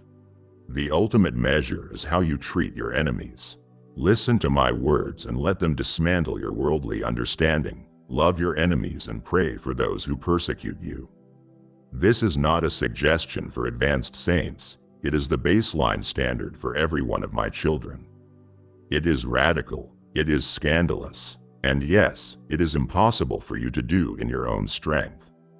The person who betrayed you at work, the family member who slanders you, the neighbor who irritates you, I command you to love them. What does this love look like in action? It is patient. It chooses not to be easily angered when they fail you again. It is kind. It actively looks for ways to do good to them, even when they do evil to you. It does not envy. It rejoices when they are blessed, even if you feel wronged. It is not proud. It keeps no record of wrongs. It chooses to cancel the debt, to forgive as you have been forgiven, over and over. This love is not a natural human response. It is a supernatural act, and it is the primary evidence to a watching world that you belong to me. The world knows how to love those who love them back. But when they see you love the unlovable, when they see you extend grace to those who have hurt you, they see me. You cannot manufacture this love through sheer willpower. If you try, you will fail and become resentful. This love is a fruit of my spirit dwelling within you. Your part is not to generate it, but to be a conduit for it.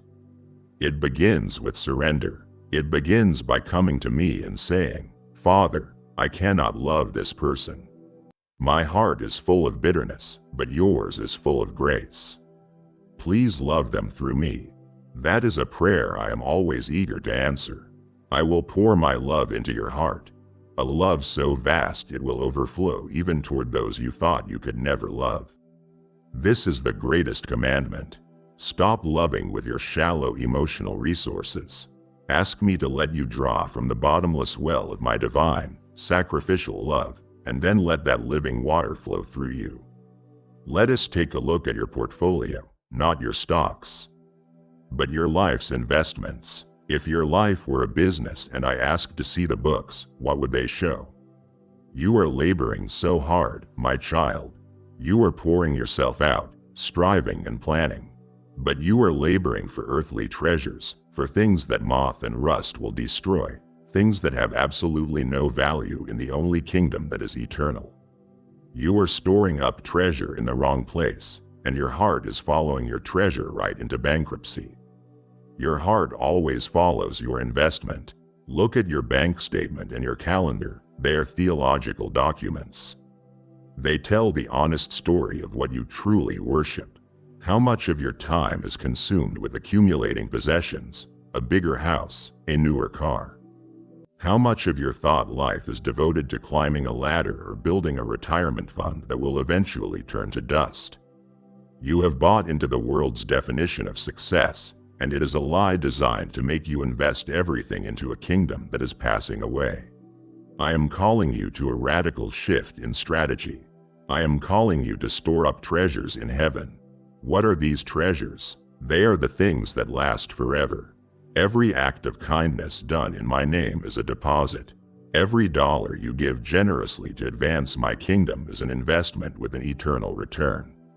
Every moment spent sharing my love with a lost soul, every time you choose obedience over comfort, every time you serve in secret, you are building wealth that can never be taken from you. The development of your character, love, joy, peace, patience, is a treasure of immeasurable worth.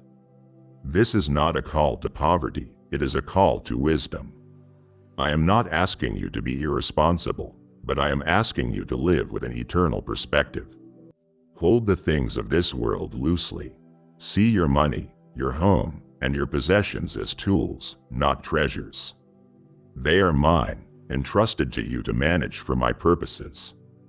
Generosity is not about the amount, it is about the grip. Is your hand tight, or is it open? If your treasure is on earth, your heart will be filled with the anxiety of protecting it. But if your treasure is in heaven, your heart will be free and light. Stop spending your one precious life accumulating things that won't matter in eternity. Invest in what lasts forever. Speaking of eternity, to hear of these imperishable treasures and then allow the noise of the world to pull you away grieves me, for it shows where your true affection lies. Prove your heart is still with me and continue this conversation. When I told my disciples I was leaving, they were filled with sorrow. They couldn't imagine navigating life without me physically beside them. Perhaps you feel that same distance. You read stories of me walking with them, and you feel like you've been left to figure this out on your own. But this is a tragic misunderstanding. I have not left you as an orphan. I have given you something even better than my physical presence. I have given you my own spirit to live inside of you. Yet, you live as if he does not exist. The Holy Spirit has become your forgotten guide. You see him as a vague force or a difficult doctrine, not as a real, personal, ever-present reality.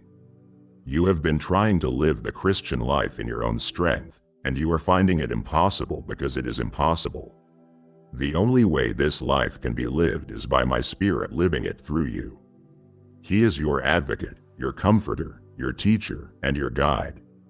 You grieve him when you knowingly sin. You quench his fire when you ignore that still, small voice prompting you to speak, to pray, or to turn away from temptation. You rely on your own intellect when he is waiting to give you divine wisdom. You muscle through temptation when he is waiting to provide supernatural power. You must learn to listen. He rarely shouts, he speaks in the quiet of your heart, a gentle leading, a peace about a decision, or a check in your spirit. Cultivate sensitivity to him. Start each morning by saying, Holy Spirit, I welcome you. I cannot do this without you. Lead me. I have not called you to a life of willpower, but to a life of dependence. Be continually filled. This is a moment-by-moment choice to yield. Stop living like an orphan when you have a divine guide within. Acknowledge him, and he will transform your existence. We must now speak of the most dangerous, deceptive sin in your heart, your pride. I know, when you hear that word, you think of an arrogant boaster and say, that's not me. But pride is a master of disguise. It is the subtle poison you drink daily, believing it to be water. It is the hidden source of your anxiety and conflict. When you accomplish something and think, I did this, taking credit for the gifts I gave you, that is pride. When you face a problem and immediately turn inward to fix it yourself, trusting your own cleverness rather than turning to me, that is pride. It is a declaration that you are your own savior. Look at how you view others with a critical spirit, feeling superior to their failures. Look at how defensiveness rises up when you are corrected.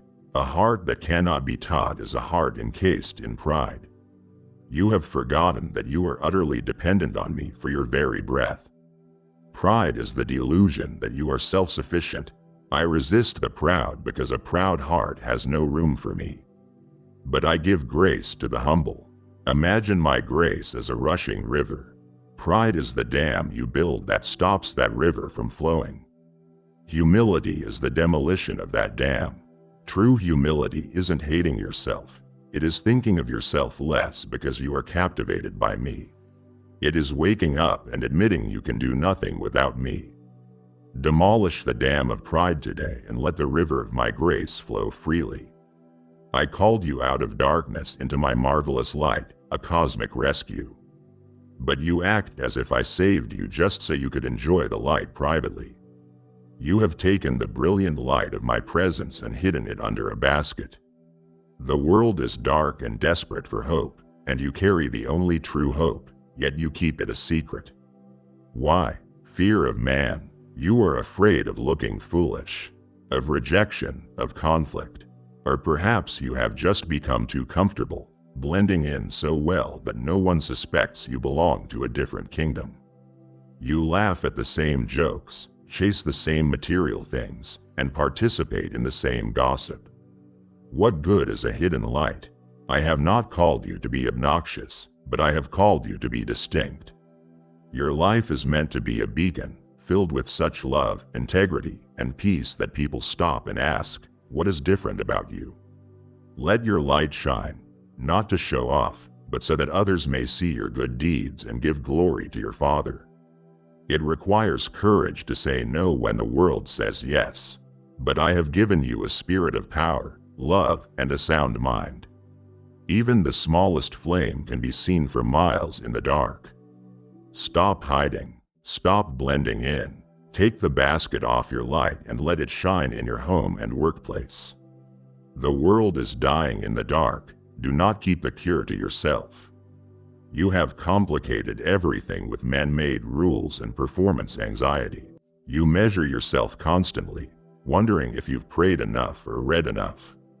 You get caught up in debates and miss the point.